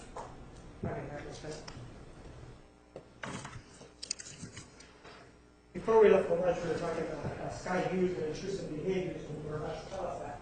Please describe for us what you, after your conversation with Sky Hughes, what you believe were intrusive behaviors there. Sky Hughes is a friend of Mr. Alexander and Miss Arias at the time. What she described to me is that the two of them would go and visit at their home, there being her and her husband's home. What she described to me was that there were situations where she found Miss Arias waiting for Mr. Alexander at the bathroom while he was in the bathroom with the Objection door. foundation when this occurred? Sustained. Generally, the period of time that she told you that this happened. Objection specific date and time. Generally, the specifics. Overruled. Not the general time. Overruled. Go ahead. The general time frame would be from when they met her, which was in September of 2006, and she was frequently over at their house until about March or April of 2007. Describe for us what she said. In addition to finding her waiting outside of the bathroom, really close to the door, clearly waiting for him, she also found him waiting by the bedroom door when the door was shut. Waiting by the bedroom door? I'm sorry, let me clarify. Miss Arias was found waiting by the bedroom door as he was inside of the bedroom with the door shut, talking on the phone with his ex-girlfriend, Deanna. In addition to that, she talked about how she would follow Mr. Alexander around the house. And is that, to you, an indication of intrusive behaviors? Yes. How so? Because these were unwanted behaviors. Another important example was when she was found listening outside of the door when Mr. Alexander was inside of the room with the Hughes having a private conversation. She was found listening outside of the door. They asked her to leave, and she came back a second time and was found listening outside the door again. So these would be behaviors that were not invited and were intrusive in nature. I move for the admission of exhibits 907 and 908.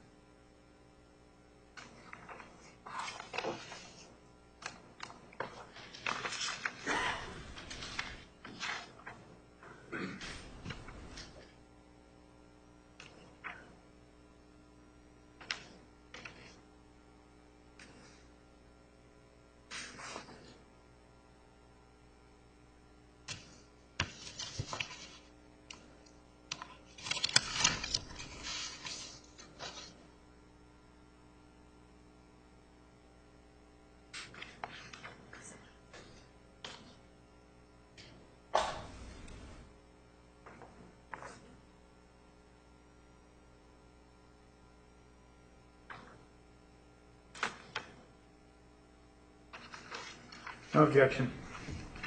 Exhibit 907 and 908 are admitted.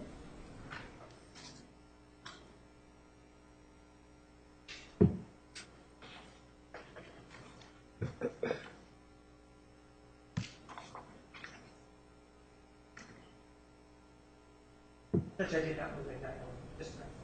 Just 907? 907.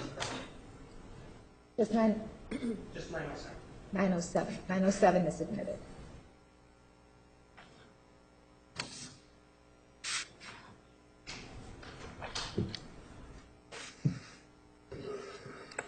And this is an interview with whom? Daryl Brewer, Date?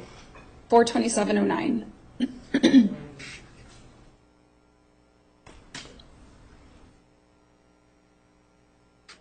What is right? What is said in the first bullet point?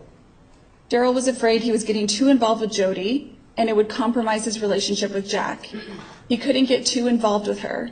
He told Jodi he couldn't be her exclusive boyfriend because of Jack. Jodi cried and was tearful. They decided to pull back for a while, for a few weeks. Yeah, I'm going to object to continuing further. May we approach? Yes.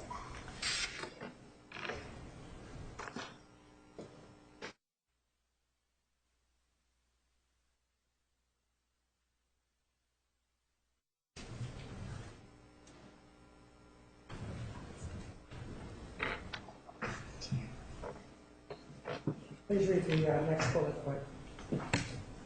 But Jodi kept showing up and calling him. She would ask to be together and have dinner. The separation was very short-lived because of Jodi. She initiated the calls and asked to get together. Okay. She would frequently say, "I'm coming to town, from Monterey to Big Sur. Can we get together to eat or do laundry or something else?" What's the next bullet point say? Daryl sometimes declined her invitations. She would be disappointed, but never overreacted. Next. Jodi initiated most of the contact. And read the rest of the lines for us, please. Jodi was very affectionate and loving. Sometimes she was clingy and had to sit next to Daryl in his space. Sometimes she could get too close. She was needy at times and whiny. Her voice would change and become more childlike. And, for example, she would ask to do things together. We were talking about intrusive behavior. Does this form a part of the basis where you're finding that there was intrusive behavior in this relationship? Yes. How so? Explain that to me. Here's another example where she was showing up and calling, asking to be together with him at times that he didn't appear to want to. And this was another individual, not just Mr. Alexander, correct? Correct.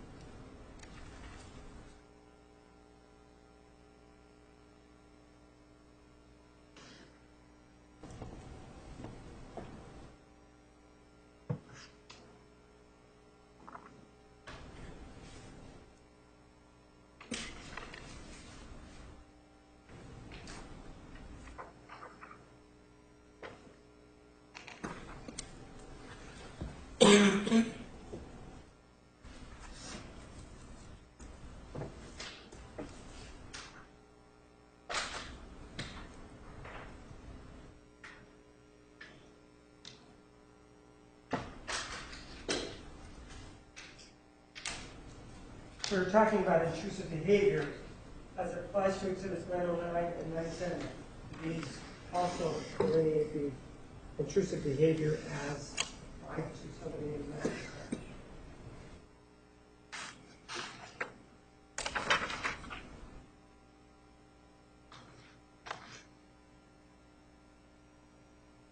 Yes. Coming up and down.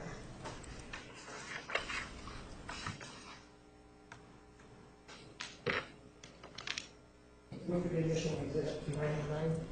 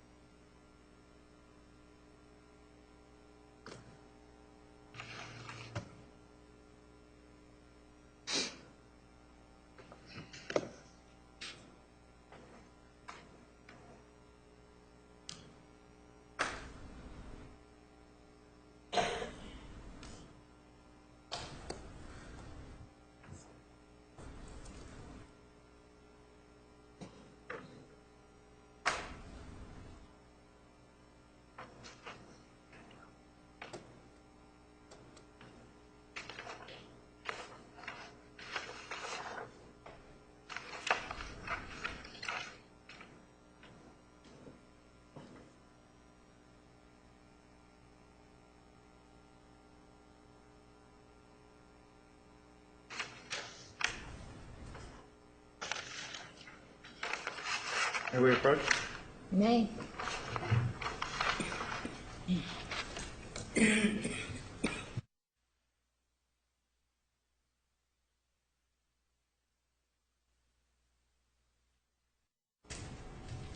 Nine is admitted.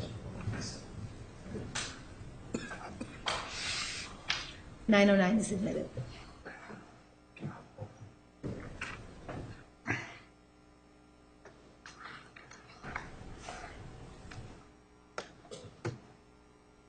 Take a look at Exhibit 909. It's an interview with whom? Matt McCartney. And what does it say? Please explain. Matt is an ex-boyfriend of Jodi's. He currently rents a room in Seaside, California. He refused to give me his exact address, stating he would be moving in with a friend in a few weeks. He also refused to have his picture taken. Please read the first bullet point. Matt moved to Crater Lake to work because he needed space from Jodi. They were arguing a lot more as the relationship progressed. Jodi was no longer as accepting of Matt and would frequently ask him, "Why do you do this?" She couldn't accept some of his traits and how he communicated, and she became very annoyed with him. What is the next bullet point saying? They would argue, and she would get on Matt's nerves. Matt felt they needed time to relax and spend time apart. He told Jodi they needed space to think things out, so he moved to Crater Lake to get space from Jodi. Jodi stayed in Medford for a while, then she moved to Ashland, Oregon. What does the next bullet point say? Matt tried to break off the relationship with Jodi, but she wouldn't end the relationship and she cried a lot. Jodi was very resistant to breaking up. Matt felt bad for her and said they didn't have to break up, but he needed time and space away from her. He broke off sexual relations and intimacy with her before he moved out. And what's the next bullet point say? After their first year together, they had constant fighting. They would fight every day for months. When Matt left for Crater Lake, Jodi cried a lot. What are the next two bullet points say? Acquaintances of Matt saw Jodi in Ashland and told her Matt was seeing another girl, Bianca. Jodi drove up to Crater Lake and confronted Bianca. Matt found out later as he was out of town. Bianca was very logical and level-headed, and they did not argue. It was not a nasty confrontation. Bianca knew that Jodi and Matt were separated. Matt and Jodi were not committed and were separated. At that point, Matt had not slept with, nor was he sexual with Bianca. And the last point, what is that? He did not know that Jodi had slept in his bed that night. Jodi knew Matt was out of town, and she went to his apartment and slept in his bed after the confrontation with Bianca. Point out or tell us why this indicates that this is intrusive behavior as to Matt and the partner. In terms of intrusive behavior, that would be related to the part where she went and stayed in his bed without his permission and the difficulty of letting go of the relationship. That would be related to that fear of abandonment.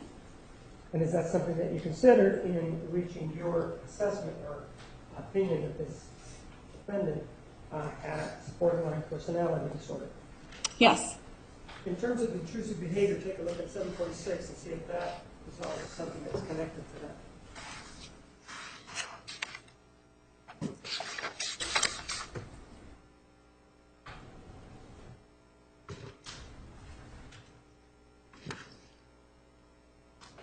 This isn't specific to intrusive behavior.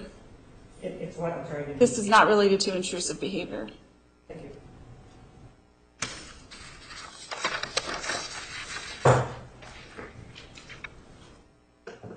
Now, we've been talking about abandonment as one of the indications of borderline personality disorder. We've talked about the intrusive behavior. Is there a second criteria that is important in diagnosing somebody with borderline personality disorder? Yes. What is that? The symptom is related to a tendency to idealize or devalue relationships. What does that mean, first of all, to idealize relationships? This symptom captures a tendency to have a very strong attachment to people.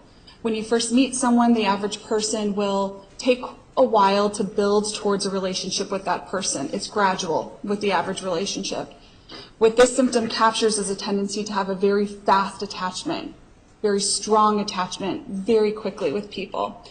That falls under the category of idealizing. So they'll tend to put people up on a pedestal, for example, idealize everything that they do, view their behavior as being nothing but positive.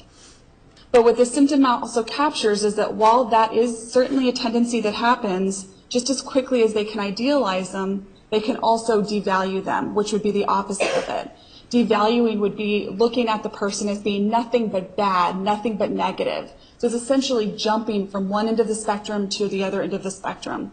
Sometimes people with this symptom will stay longer in one, either the idealizing or the devalue than the other, but both of them tend to be present in people with borderline personality disorder. In this case, did you see any idealization by the defendant in this relationship with Mr. Alexander? Yes. Explain to me what you saw. Her relationship with him developed very quickly. In a conversation with Sky Hughes, she described to me that Miss Arias had said that she knew very quickly that she was going to marry Mr. Alexander. She tended to idealize him, and you can see this in her writings about him and the way she talks about him. She was extremely fond of him and used very positive words in describing him. Like what? What words?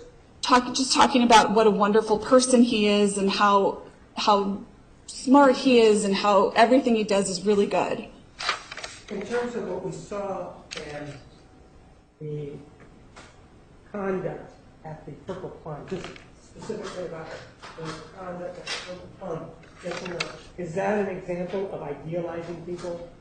Objection foundation as to what conduct? Sustained.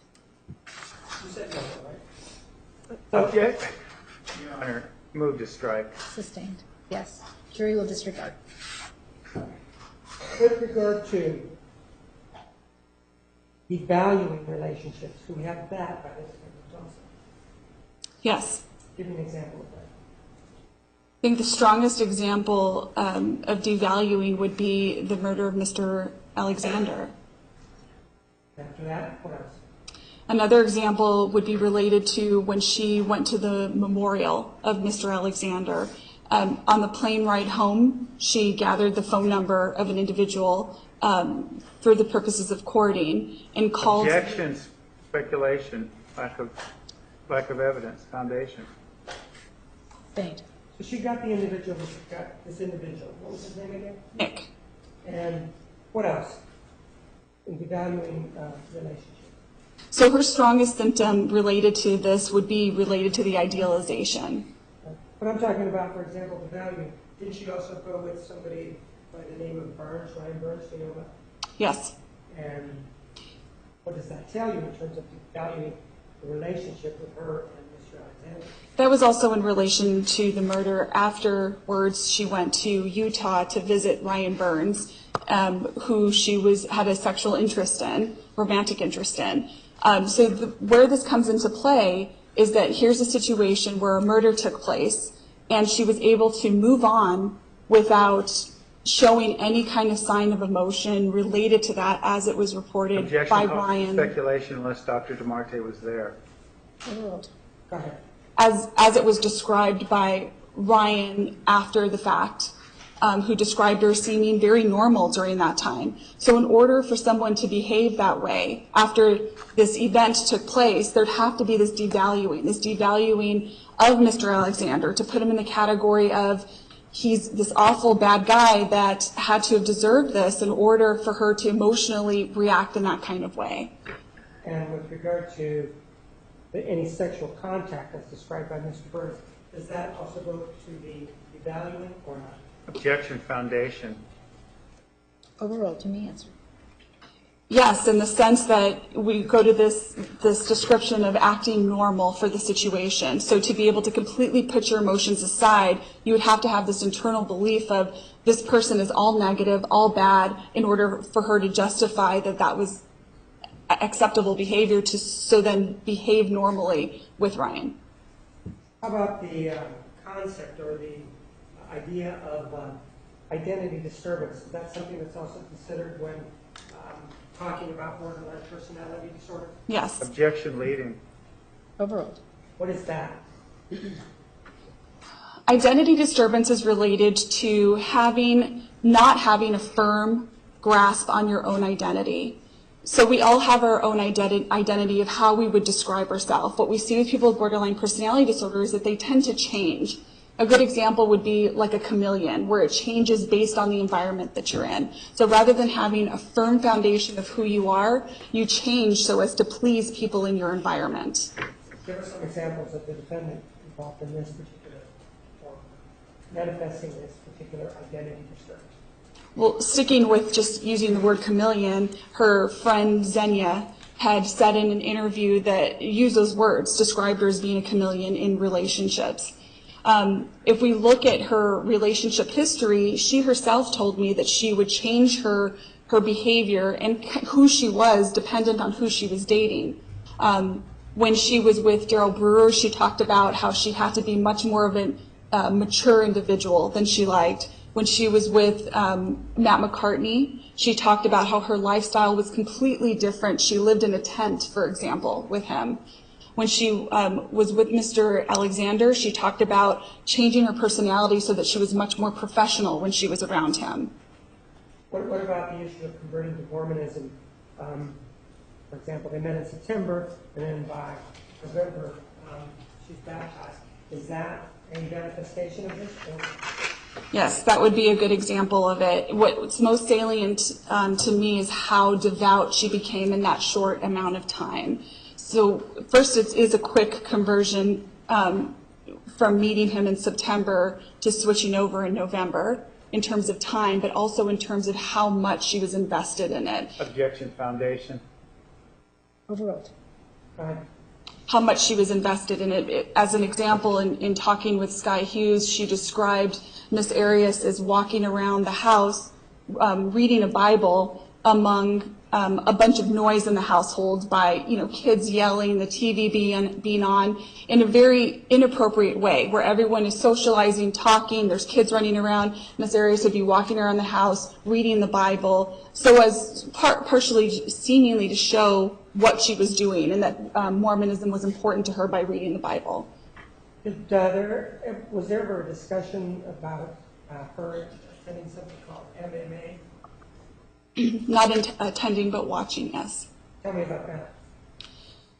That was an example that in talking with Ms. Hughes, she had described that one day they were watching MMA, which is a wrestling, fighting, boxing event that was on TV. And they talked about wanting to watch that event. And Ms. Arias said, "No, I don't want to watch that. It's too aggressive for me. I'm going to go and read my Bible instead." Along those lines, what she talked about is even though she had made the statement that she didn't want to watch MMA, if you looked at her MySpace page, she had the MMA listed as one of her favorite activities on there. And what she talked about was that not just MMA was listed on there, but many other people and events and activities that Miss Arias listed that she really enjoyed was identical to what Mr. Alexander had on his MySpace page. So again, this speaks to this identity changing. Are you familiar with the emotional lability from the borderline personality disorder diagnosis? Yes. What does that talk to? Emotional lability is a symptom that reflects someone's emotional tendencies to go up and down like a roller coaster. This can be from happy to sad to angry, frustrated. It marks a shift in their emotional tendencies, whether that's happening internally so that they just feel that way internally, or whether they're expressing it and showing it externally. And if the defendant manifests this? Yes. How so? Well, there's people in her life who would refer to her as having bipolar disorder, for example. And the reason why that's relevant is that a common misconception about bipolar disorder is that it reflects someone whose emotions go up and down. And she was talked about by past boyfriends about her tendency to essentially go up and down, to get upset really easily. Her parents gave some examples of her tendency to call them, be happy one moment, shortly after call them back and be extremely upset. Let me show you exhibit number 901 and see if you recognize this, first of all, and whether it speaks to this emotional ability.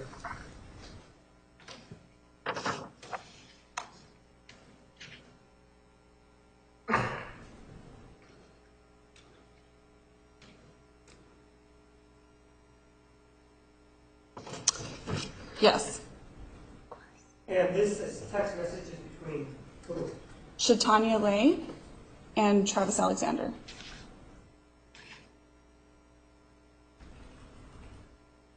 The definition of exhibit 901.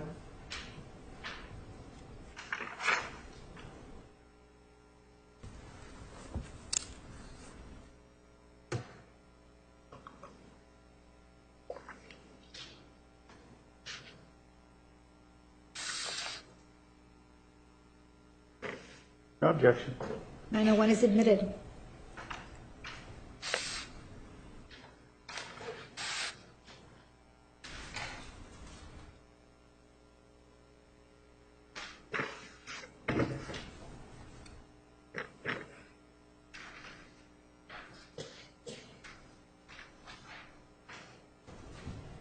Let's take a look at this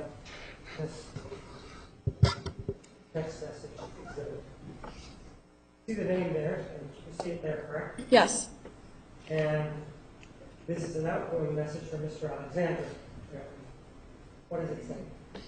It's a lose-lose situation. If I avoid her, I deal with lots of tears. So I deal with it.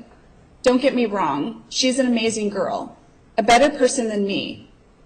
But we are not right for each other. I don't think she has that entirely figured out. It's a tough spot to be in.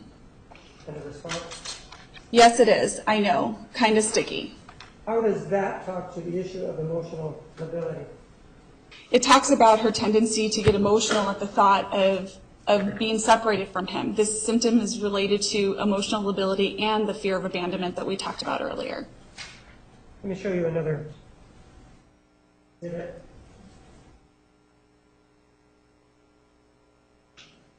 For text messages, take a look at exhibit 911.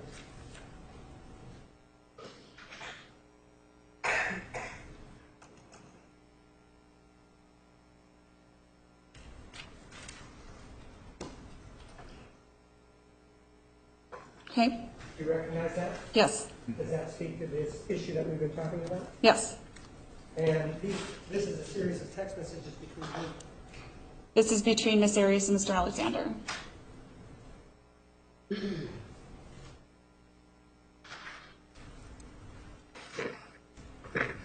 for the admission of 911.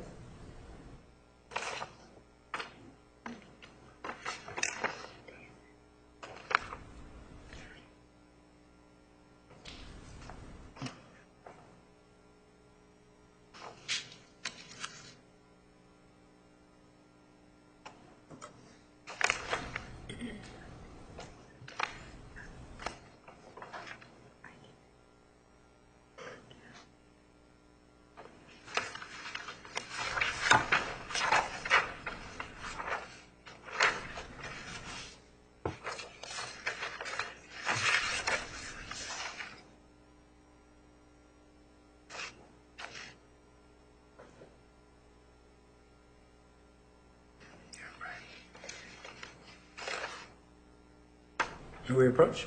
You may.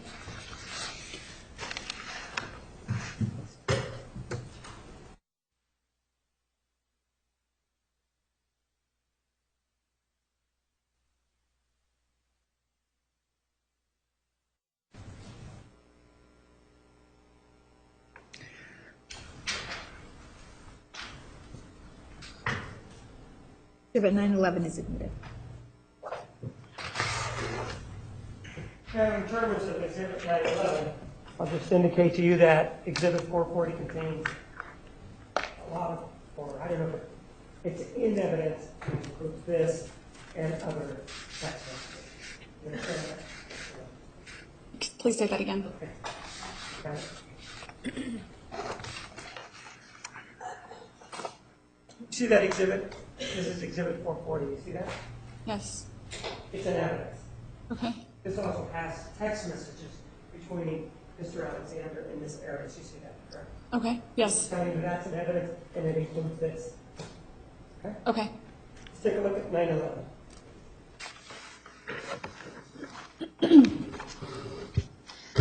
And it's an outgoing message from Mr. Alexander, and what does he say to her? It gets old when you dramatize everything. You stress me out on a regular basis. You have 27 hours and you're moaning about not making PC. You shouldn't hang up on someone trying to help you. Now you're on your own. Does that go to the issue of emotional ability, particular part of it? It does in the sense that it's related to the word dramatize. People who have this symptom are often described as that by people, where they tend to be overly emotional and dramatic about situations. And what is the defendant's response? Nor should I have to. What does he tell her? I wanted to tell you something. What does she tell him? I'm sorry, it's still in there. I wanted to tell you something about today. It's important, and time is of the essence. And what did he respond? Too bad. You shouldn't have hung up. And again, what does she say? It was for your own benefit, not mine. I only wanted to tell you because I care about you. And what does he say? Whatever, Jodi. And her response is? All whatever you in the nose, Travis.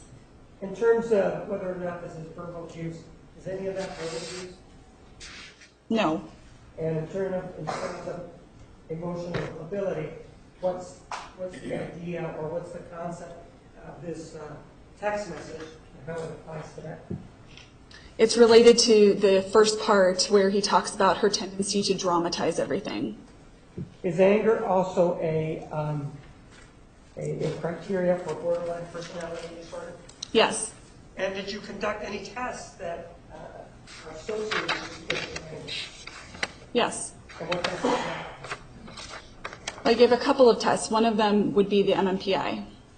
And I'm going to show you Exhibit 631. And you, the person who actually administered this test. Yes. And what was your reason for administering this test? The MMPI is a self-report measure, meaning that this is a paper and pencil test that I gave her to fill out on her own. And what it does is it tells me the presence of personality traits and general psychological problems. And how does it do that? Explain it to me. I don't want to go through the graphs, but explain it to me how that does that. So this test is actually quite long. It's 567 questions. They're true or false questions. And the questions ask her a variety of different things. And she's just to answer them. And it's computer scored after that. And the results get placed into a number of different domains that are associated with psychological disorders. Does this have a part of it that deals with the issue of anger? Yes, there's a few parts related to that. And with regard to the results involving anger, what did you find?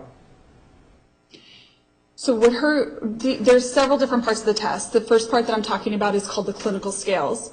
What her results showed is that people who have the same profile that she ended up displaying is that they tend to have a tendency to feel angry inside, angry and hostile inside very frequently.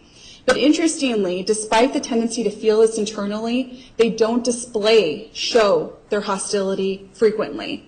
They tend to keep it in. But in the times that they do show their hostility, it's described by people as being seething and violent outbursts. And they tend to do it in times that they feel criticized, because this profile is common in people who tend to be very sensitive to criticism. So they feel criticized, they have these outbursts, and then they tend to rationalize it and say something to the effect and feeling of, it's not my fault, it's not because of me, it's because I was criticized, it's because I was wronged in some sort of way. You indicated that there's this sort of component of anger in the MMP Act too, but did you also administer the TSI, the traumatic symptom inventory? Yes. Well, doesn't that have a component of anger associated with it? Yes. And on that one, how did she score it? She was not elevated. Well, how do you reconcile the two results that on one test, the TSI, the anger scales don't indicate there's any anger, whereas in the MMPI 2, it does indicate that. The MMPI 2, I just talked about the clinical scales. An important thing to know about the clinical scales is that they have what are called face validity. What face validity is when you read the question, do you know what the question is asking, what it relates to? So for example, I am sad would clearly indicate that it's related to something depressive in nature. The important part about the MMPI 2, the clinical scales, it has low face validity, meaning that when someone reads the questions, they have no idea what it's related to. They're not as direct questions as you would find like on the TSI or other portions of the MMPI that would be directly related to anger. For example, I feel angry all the time. So in the TSI, it's much more direct questions related to that, whereas the MMPI, it's not clear to the test taker exactly what it's asking. So is it inconsistent that the TSI does not have any indication of anger and the MMPI 2 does? It's inconsistent in the fact that, yes, one test is saying yes and one test is saying no. But the inconsistency can be explained how, why? Through this face validity that I just talked about. And with regard to this issue of anger, are you familiar with exhibit number 623? Date on it is Valentine's Day of 2007. You see that? Yes. And you see in this paragraph it says, however, you already know the secret. I don't need to remind you, but you are so powerful and you can turn this situation around at any time. I found out, much to my regret, that my anger is very destructive. This talking about her anger being destructive, how does that correspond or relate to the results of the MMPI 2? This section here is just another example that anger was an emotion that Ms. Arias tended to experience, and she described it as being very destructive at times. And did you also indicate, though, that with regard to the manifestation of the anger in the people with the profile as the one in the MMPI 2, is that it has a tendency to be extreme or not? Did you say that or not? Objection, compound question. Sustained. What did you tell us about the anger with regard to the MMPI 2 when it is manifested? That it's not frequently displayed, but when it is displayed, it's described as being seething with violent outbursts. And is that consistent with her saying that her anger is very destructive? That would be. Then it says, I never beaten up anybody over it, but I've kicked holes in walls, kicked down doors, smashed windows, broken things. Again, how does that correspond to the result that you got, or the profile that you got from the MMPI? It's giving an example of ways that it can be destructive and ways that it could be described as violent outbursts. Then it says, it hurts people and it hurts me. Again, what does that tell you if we're talking about her anger as it applies to borderline personality and the MMPI? That she is in fact experiencing anger, and she recognizes based on her statement here that it can be harmful to her and can be harmful to other people. Does there have to be a pattern of violence for it to be consistent with the profile in the MMPI 2? Or can it be just one or two kind of outbursts? Objection calls for speculation. Overruled. With regard to this, it talks about kicking in walls, kicking down doors, smashed windows, broken things. The MMPI indicated that when it happens, there's this large, if you will, however you describe it, large event.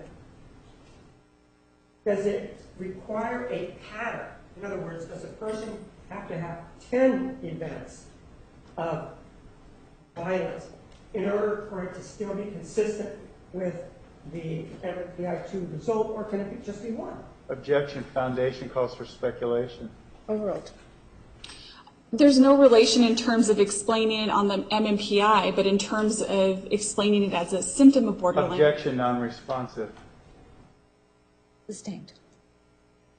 So in terms of the number, is the number, in other words, does it have to be a pattern in order for it to be consistent with the MMPI-2 result? Objection. Asks. Overruled. Yes. Tell me about that. There has to be a pattern of internal anger with a tendency to display on occasion outbursts. So this isn't just something that would happen one time. This part about, so I strive every day to be a bigger person and be a living example and choose the right and see everything through a filter of love. You talked about this person, the profile, something about internalizing or keeping it in. Is that consistent with what is being said there? No, I would not relate that to it. Why is that? I just don't see that relation. Are you familiar with a instant message of Mr. Alexander and Reagan Housley?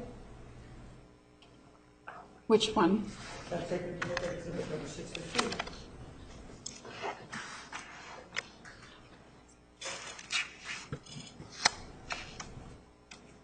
Yes, I remember this one. Does this talk to the issue of anger that we've been discussing? Yes.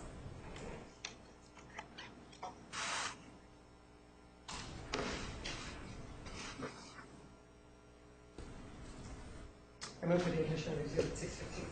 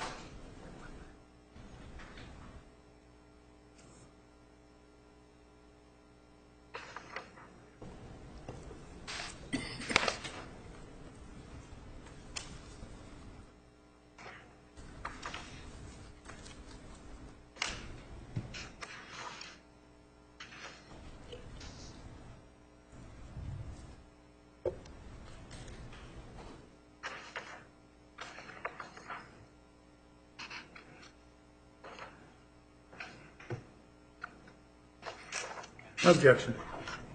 615 is admitted.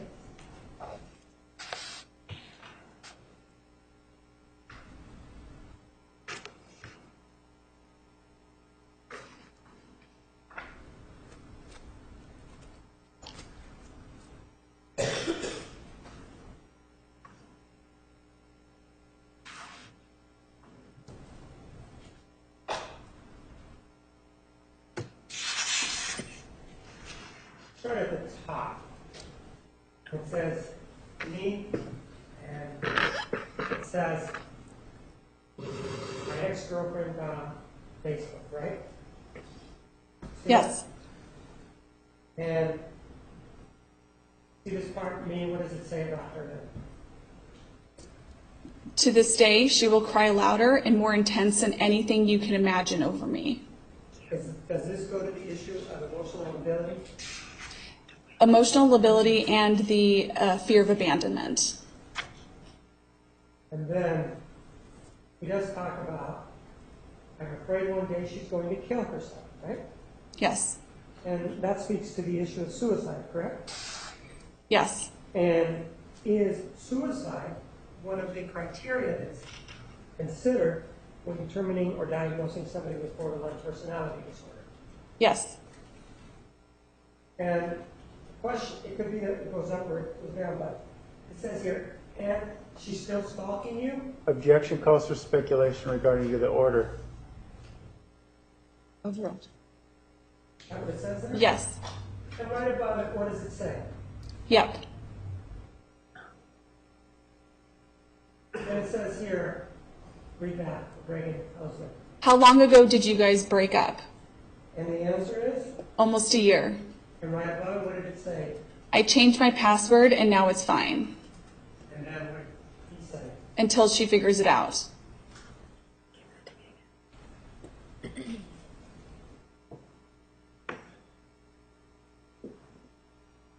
Read this right here, where it says, me. Yeah, you'll probably get a threatening email from some anonymous person. And what does it say? And it will be her. And then Reagan, Ha ha ha. read the next part about it. That should be fun. And keep reading upward. Actually, there's a good chance of that. And response from Ms. Housing is what? Thanks for the warning.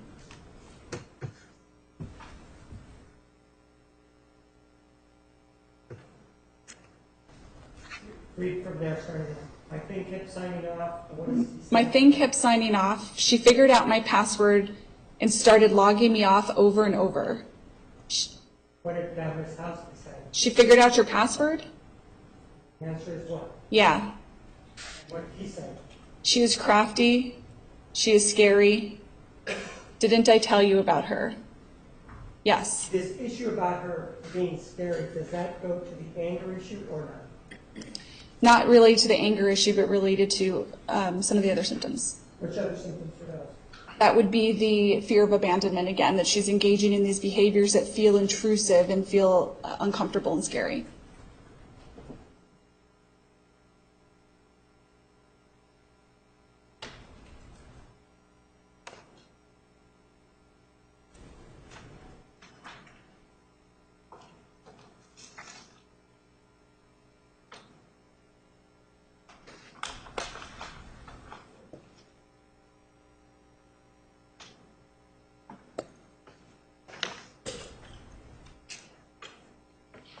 Let's go to another page and it says, what does it say right there? Now my ex is in my email, I think. And what does Ms. Housing respond? Ha ha ha. You need better passwords. And what does Mr. Alexander respond? I know. She's probably reading this. Say hi, Objection Jodi. is to order. Overruled.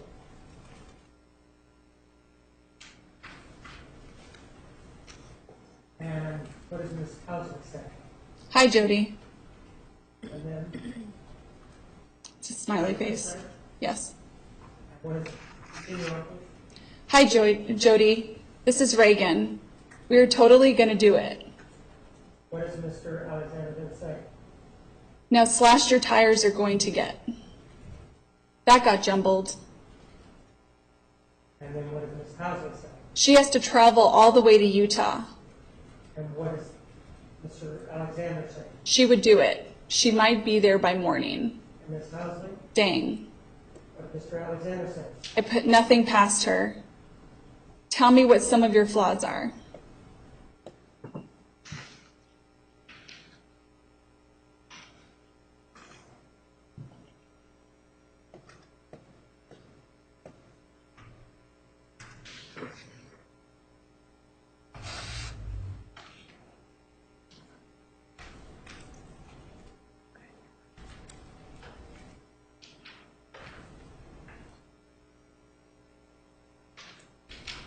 And if they're talking about things like a food job, do you see that as being, whether or not Ms. Housing has a food job, do you see that as manipulative under these circumstances?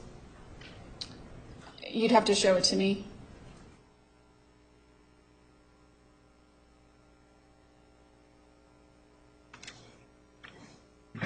Me, read that. I have been with many flat as a board girls and could care less. What a great And, okay. and both guys I've been engaged to have offered boob jobs. So it's a touchy subject for that reason. And what does it say there? You're pulling from negative experiences to have a screwed perception. For example, if we're talking about things like that, is that manipulative on Mr. Alexander's part? I don't see the relation with Protection that. Foundation. Overruled.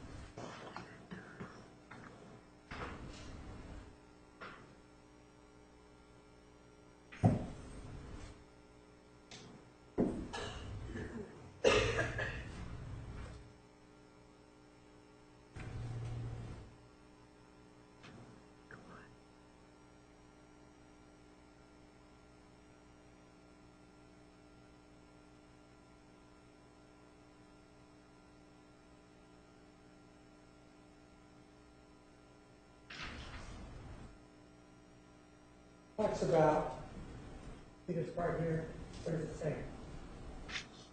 Great energy or above it. I'm curious to know what it looks like.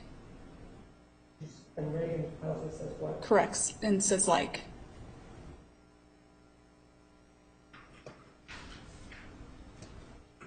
And what does he say? I'll have to take pictures. It's really nice. I'm here all day, so it has to be. And how does he say? That's how I feel about my apartment.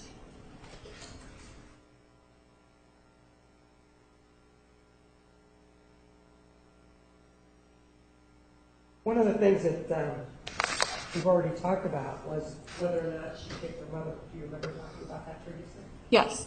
Is that any indication of the anger issue that we've been talking about here? Yes, such as supportive of it. Are you familiar with the TSI-1 second version that Dr. Gapner gave? Objection Foundation. There's no such test.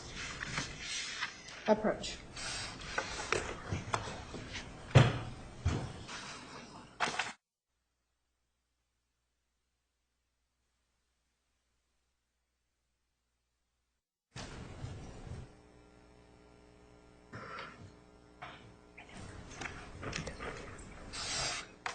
Are you familiar with the TSI second version test that Dr. Gapner gave in this case? Yes. And does it talk to this issue of anger, for example, in question number 59? Yes. What is that question about, and what is the answer? I need to refer to my notes. Bring it up, please.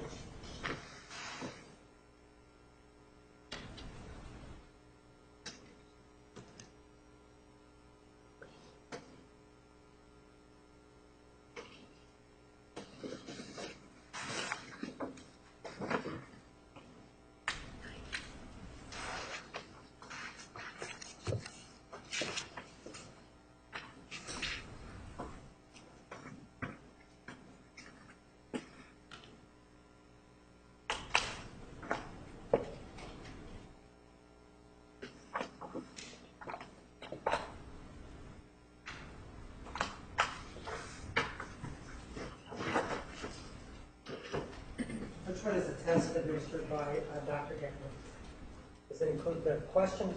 or No. just the responses? Let me just make sure. Oh, it actually does. Remove this. It includes the questions.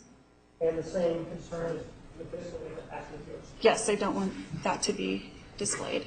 This is his test, though, right? This is his test.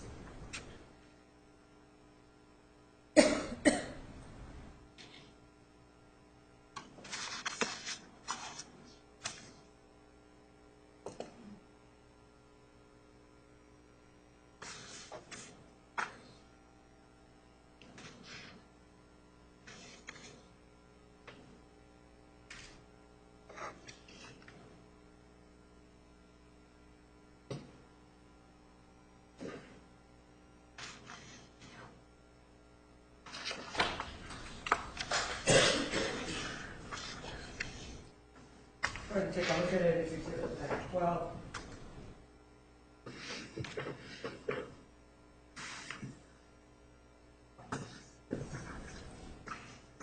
And the exhibit number? 912.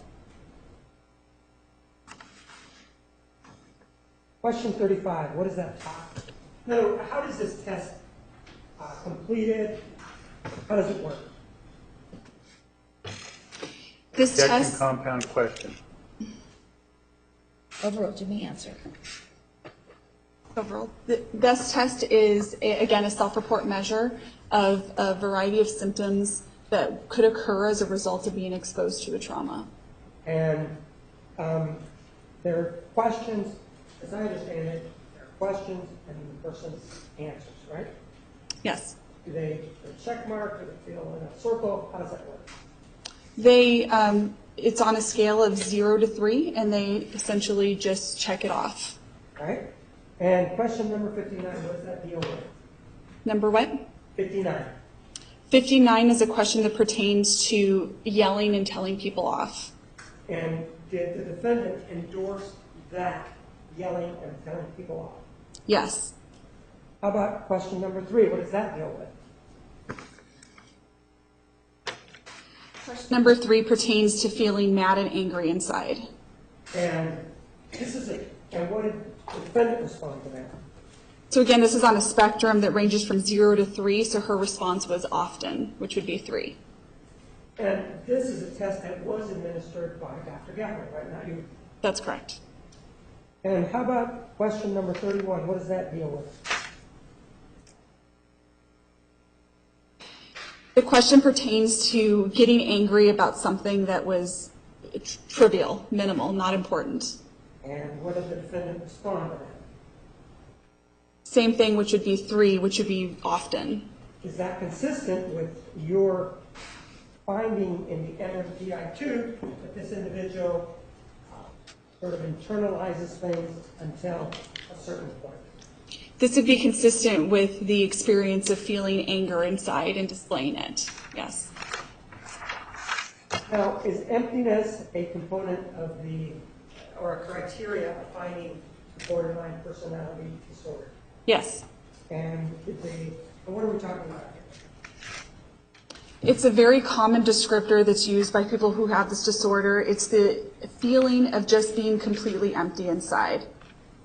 Just feeling like they have no emotions, completely empty, which is counterintuitive to the symptom that I just talked about a little while ago about having that anger, having that emotional lability. But it's a descriptor that's often used by people who have borderline personality disorder. And did the defendant manifest this emptiness? Yes, I specifically asked her about that, about the feeling of emptiness, and she immediately grasped onto it and said, yes, I felt that throughout my life.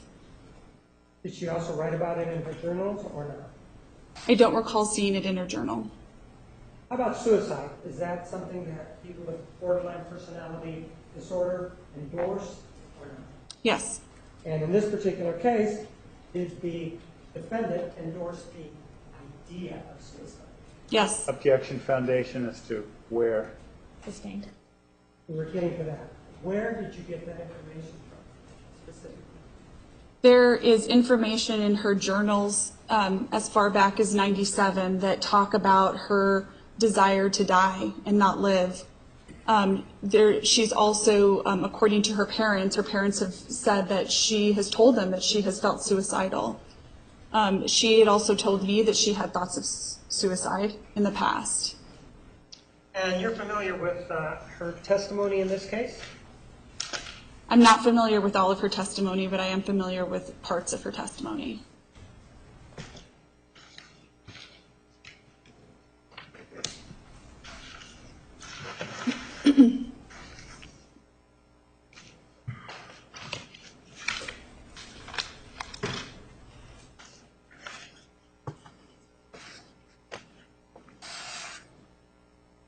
I'll show you another exhibit.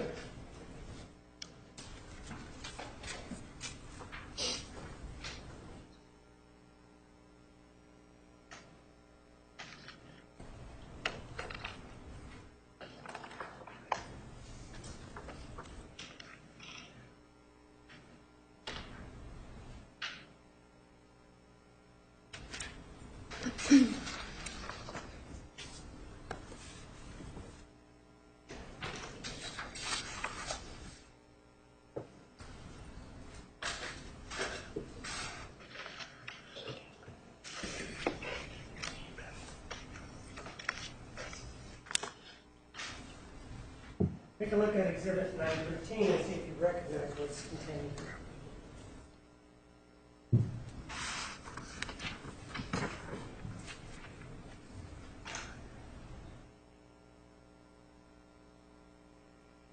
Yes. What is it? Is it the defendant's, part of the defendant's testimony as it relates to suicide Yes. and the date? This would be February 4th, 2013.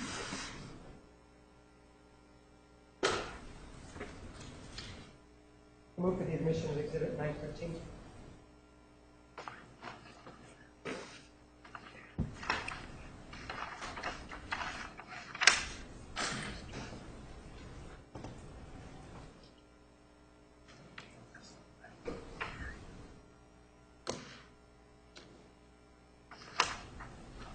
No objection. 915 is admitted. Apparently it's 913. 913. 913. 913 is admitted.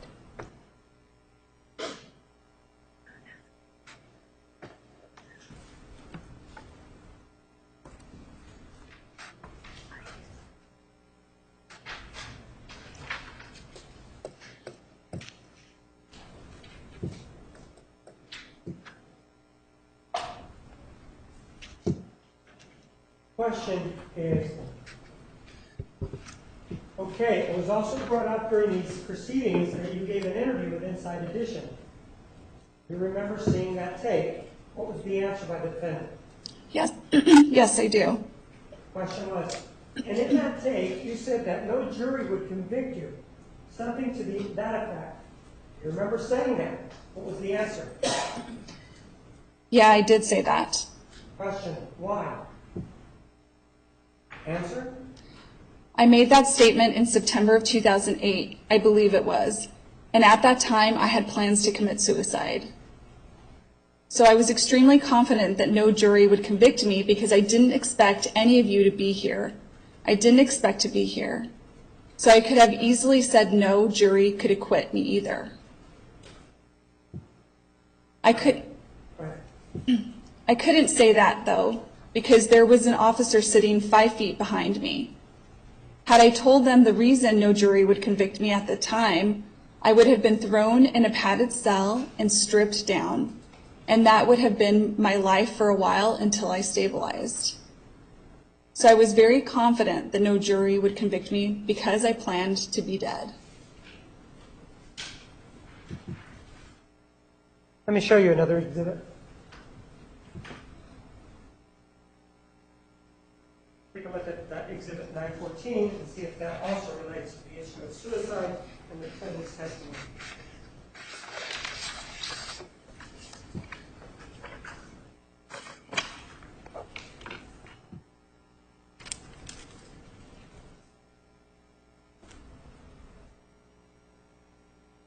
Yes.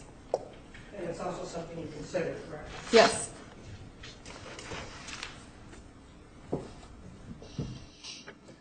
Move for the admission of Exhibit 914.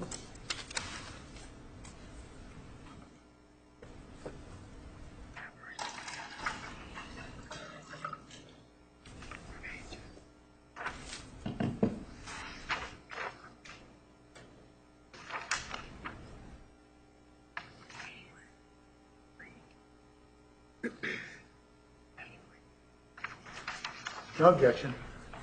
914 is admitted.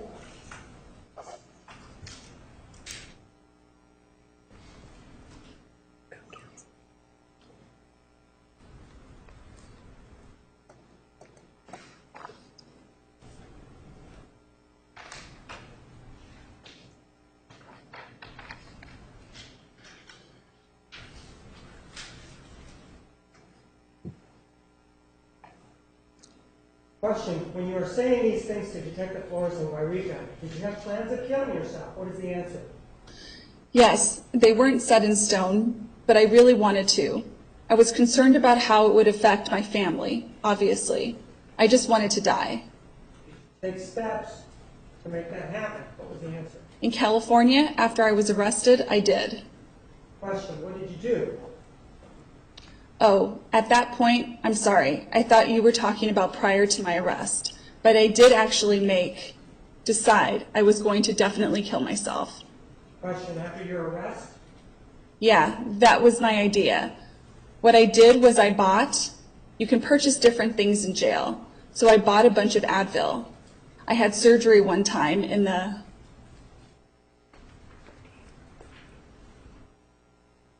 past, and I was told by that doctor not to take any Advil because it's an anticoagulant. So I thought, okay, I bought a whole bunch of Advil. I took it all over the next few days. So it was in my system. And they have razors there for shaving, double-bladed razors, that you are allowed to just keep with you. And I took it apart one time with intentions of slitting my wrists. There are other inmates that work there. We are all housed together. It's a very tiny jail, a tiny town, a tiny county. And they work laundry. And so they would bring back tons of laundry for anybody. And so I had asked for extra laundry so I could stuff it around my body because there was somebody sleeping below me and I didn't want anything to get on her. So I stuffed it around my body and got under my blanket with my razor after everyone went to sleep. I never did it, obviously. I'm still here. But I was getting comfortable, and as I'm moving around, I nicked my wrist with the razor on accident. And it was more like a paper cut. It just stung so bad. And I just sat there, and I couldn't bring myself to do it. And I was really pissed at myself because I just wanted to be done. I wanted to be done. I wanted to be dead before Travis's birthday. This idea of Travis's birthday, again, well, with regard to the suicide, does that speak to any of the criteria for borderline personality disorder? Not as it relates specifically to his birthday, but in the sense that she took a suicidal attempt at that point. And so, in your opinion, what is the diagnosis of the defendant after we discussed all of this? My opinion is that based on these symptoms that she has borderline personality disorder. Based on all these symptoms that we've discussed of borderline personality disorder, these symptoms that we've discussed associated with borderline personality disorder, are they also consistent with post-traumatic stress disorder? No, So are they mutually exclusive? they are. Why? The symptoms that we've just talked about that's related to borderline personality disorder, these are not symptoms that can be explained by someone who has post-traumatic stress disorder. They're different disorders. The one thing that they do have in common is how they develop.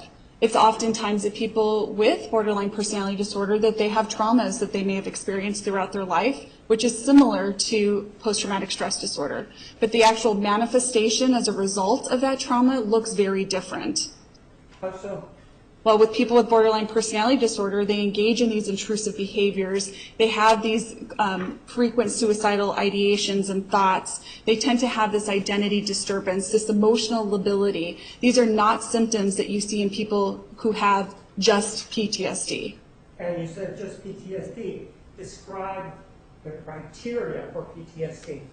So PTSD being post-traumatic stress disorder. Objection foundation, which criteria is she using? Sustained.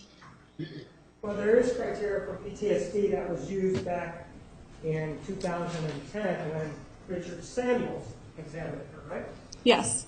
And there's criteria now pursuant to a modification in the DSM, correct? Yes. What is the number of the DSM that we are currently at? We currently use the DSM-5. And pursuant to the DSM-5, does she meet the criteria for PTSD? Objection as to relevancy and beyond the scope of rebuttal. Overruled. No. With regard to the book that may have been used by Richard Samuels, I think he said it was DSM-4, did she meet the criteria for PTSD or post-traumatic stress disorder back in 2010 when he examined. Are you asking based on my opinion? Yes, based on your opinion. No. His opinion was different, was that she did, right? Yes, that's He's correct. the one that administered the PDS, right? That's correct. So using the new criteria under the DSM-5, describe for me what PTSD is, a post-traumatic stress disorder. Objection, we approach. Yes, you may approach.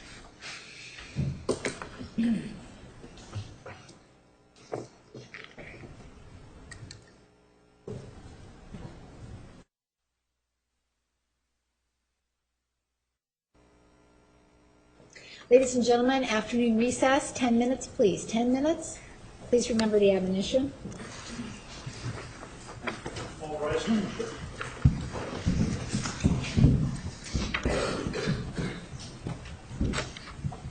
Yes.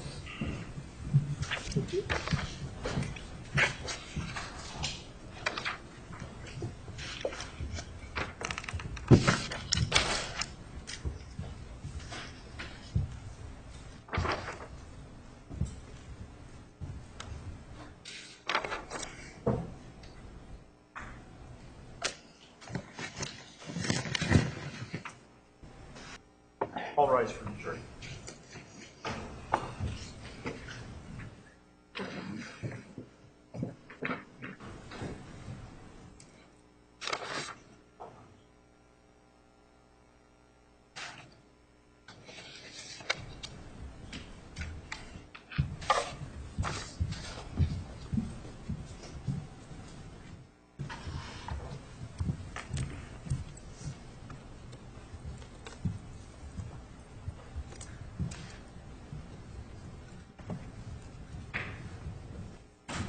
Please be seated. The record will show the presence of the jury, the defendant, and counsel. You may continue. When we left off, we were talking about the diagnosis of PTSD. Do you remember that? Yes. And we talked about it in the context of DSM-5, correct? Yes. And then we also talked about DSM-4, correct? Yes.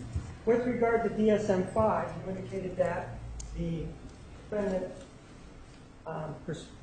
pursuant to your opinion, may not be diagnosed with PTSD, correct? Related specifically to DSM-5? Right. Well, let's talk about the DSM-5. There are certain criteria that must be met before a person can be diagnosed with PTSD, right? Yes. Does the defendant meet that criteria for a diagnosis of PTSD? No. Tell me why. First of all, tell me what the diagnostic criteria is. Sure. So somebody who has PTSD, the first thing that they have to have is a trauma that they experience. In the absence of a trauma, there'd be no development of PTSD. So the trauma can range from being in a car accident to having a work-related accident to abuse. It could be a broad range. That's all the criteria is in the DSM-5, is that they have to have experienced it, witnessed it in some sort of way. Okay. How about the other criteria? The second set of criteria is called re-experiencing. What that symptom pertains to is the tendency to think about, in an intrusive manner, the trauma that happened. And I'm emphasizing intrusive because that's really important with people who have PTSD. Intrusive means that it comes into their mind at times that they don't want it to. So it's not sitting there and purposefully thinking about what happened to them. It's when it pops in and it feels burdensome. As part of that criteria, we see, in addition to the intrusive thoughts while they're awake, intrusive dreams, so while they're asleep, known as nightmares, that feel very frightening to them. Another symptom that falls under this is a tendency to have flashbacks. Flashbacks is sort of similar to intrusive thoughts, except it takes it a step further, where the person actually believes like they're going through the experience again. This criteria of intrusive thoughts, does the defendant meet this criteria? Not at all. Why not? There was no indication that she was experiencing intrusive thoughts, where it was repetitive, frequent, intrusive. In terms of I give her the TSI, which again covers a broad range of trauma responses. And one of the things that it actually looks at is this notion of intrusive memories, intrusive thoughts. On that test, she identified that she does in fact have intrusive thoughts. So in order to clarify that for me, I followed up and I asked her, what were you referring to when you endorsed this, that you tend to have intrusive thoughts? And what she explained to me was that she had a bunch of thoughts that were both positive and negative just about her entire life. That's a very different presentation from people who have PTSD. The person that has PTSD would have intrusive thoughts about what has happened to them. It comes into their head at times that they don't want. They feel very uncomfortable about that happening, including a physiological response, an emotional response. That's not the same thing that she was endorsing. The way you seem to describe it is some of those thoughts seem to be pleasant when she told you about these thoughts. Based on her description of what she meant when she answered that question. And what did she say that said that these were pleasant, intrusive thoughts? It was just as simple as her saying, these are just general thoughts throughout my life, both positive and negative things that have happened. So if it's a positive intrusive thought, is it possible for that criteria to be met? No. Why not? What do the intrusive thoughts have to be? By the sheer nature of it being intrusive, meaning that you don't want it there. It's really bothersome. It wouldn't be described as something that would be positive. That's just simply an example of someone just sitting and thinking about something on purpose. Any other part of this subheading or criteria that she doesn't meet other than this, what you have just described? Anything else? We discussed nightmares, and she described not having frequent nightmares. The nightmares that she was having, she said that they were related to the process of the trial. Yeah, that's it, related to the trial. It didn't relate to any trauma, is what you're saying? Not related to the trauma, any kind of traumas in her history. What are the criteria for PTSD on the DSM-5? Another sector of the diagnosis of PTSD is related to the notion of avoidance. This is also a really important criteria because theoretically, when somebody avoids things that remind them of the trauma, this is what keeps the symptom there, and this is what perpetuates the presence of PTSD. So if somebody has a trauma of, let's just use a simple one of a car accident, they would be avoiding cars. They would be avoiding driving. They would avoid the actual physical act of doing it and also just thoughts about it. What about the defendant? Did she avoid this? No, the symptom was not present. Well, give me some examples. Objection foundation, avoid what? Overall, Janeen, Go ahead. any answer? Well, in terms of avoidance, in terms of what she avoided, her past evaluators had identified that she had PTSD as a result of her relationship with Mr. Alexander. So if I look at that as the trauma that would initiate PTSD, there was certainly no avoidance in that area related to her frequent contact with him, or talking about him, even after his death. Her tendency to frequently talk about him in her diary or on 48 Hours, for example, or in interviews with police. Well, how about attending his memorial? Does that have anything to do with this? Objection leading. Overruled. Well, that would just be another example of avoidance not occurring, in that she was pursuing and going towards the reported stimuli that would then cause PTSD. It's the opposite of what we would see with someone who has PTSD. At the time when she came down here for the memorial service, are you aware of whether or not she went over to Mr. Alexander's home? And yes, And did she? yes. And again, how does that correlate with this avoidance mechanism that PTSD requires? When somebody has PTSD, it is excruciatingly hard for them to put themselves in those situations. In fact, that's a big part of what we do in treatment, is just a very slow, gradual exposure to whatever the stimuli is that would frighten them, that would be associated with the trauma. So in that situation, by her going to his home, I would expect that someone with PTSD, it would be extremely difficult for them, and certainly they wouldn't volunteer to do something like that. How about writing to his family, the Travis family letter, for example? Does that have anything to do? Does that deal with this criteria of avoidance? In the sense that she was writing information about Mr. Alexander, thinking about him, writing about him. Again, this would be something that would be completely avoided by someone who has PTSD. Well, in that letter, she even wrote what allegedly happened back on June 4th of 2008, didn't she? Yes. And is that avoidance to be writing, for example, everything that supposedly happened on June 4th of 2008? Is that something that deals or talks to this issue of avoidance? Could we get an exhibit number that he's referring to for the record, please? 238. 238. Yes, does it? That's an example of her not avoiding, so it's not a symptom. So if she talks about it, that's not avoidance then, right? Right. What are the other criteria, if there are any others? Yes.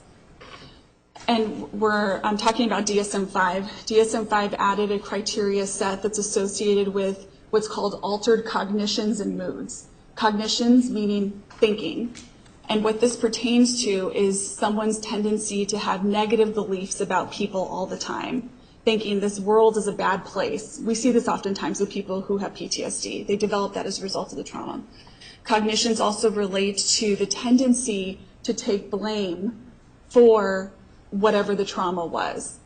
In terms of the emotions that fall under that, people who have PTSD have a very difficult time experiencing any kind of positive emotions, and they also experience what's called anhedonia, which is the lack of pleasure and interest in activities. They just lose the desire to engage in activities. And does the defendant meet this criteria? No. Why not? There was no indication that she had difficulty experiencing positive mood. In talking with her, none of those altered cognitions came out.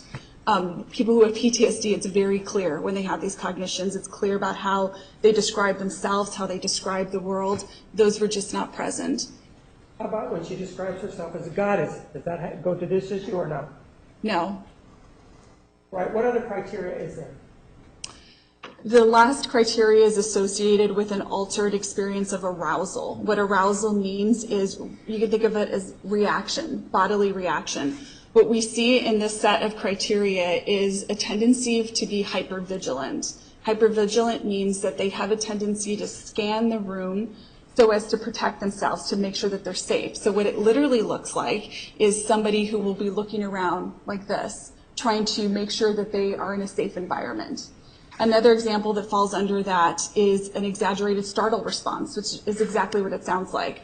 Startling in an exaggerated fashion to stimuli that we wouldn't expect that the average person would startle to. So it's being on edge, having that irritability, startling really easily. And does the defendant meet this criteria? No. Why not? There was no indication of those symptoms at all.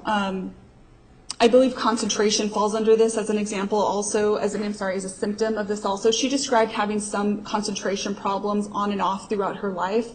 But when people with PTSD have poor concentration, the concentration or lack thereof comes from a hyper-focus on the trauma.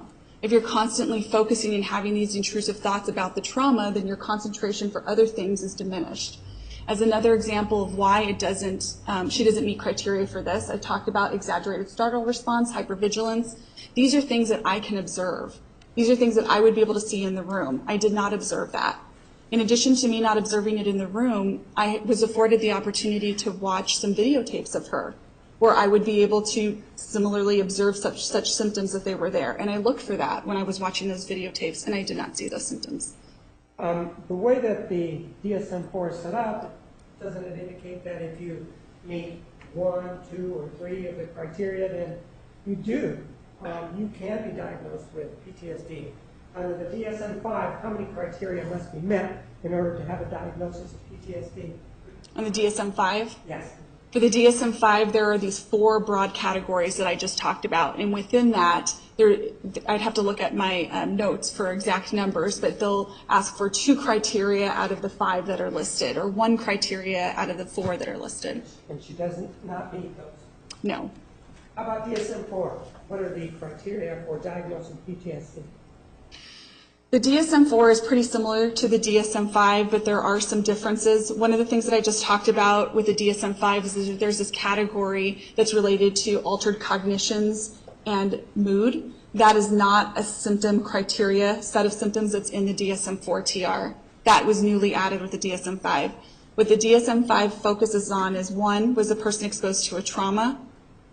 2, do they have intrusive re-experiences, which is what I just talked about a little while ago? 3, do they have avoidance? And 4, there's this altered arousal. An important difference also between the 4 and 5 is that with 4, in addition to experiencing the trauma, they have to also experience emotions that are associated with that, strong emotions, such as fear, guilt, being scared as a result of it. The DSM actually took that criteria out, but that doesn't take away from the theoretical aspect that in order for someone to theoretically experience PTSD, they still have to have negative emotions, otherwise it would never happen. If you get in a car accident and you're not scared, you won't develop the actual of PTSD, it just won't happen. And according to the DAPS from Dr. Gettner, the defendant did identify a traumatic event, right? Yes. And according to the PDS administered by Dr. Samuels, she did identify a traumatic event, didn't she? Yes. 2 different traumatic events, didn't she? Yes. I don't have any other questions. All right, cross-examination, Can we approach? you may.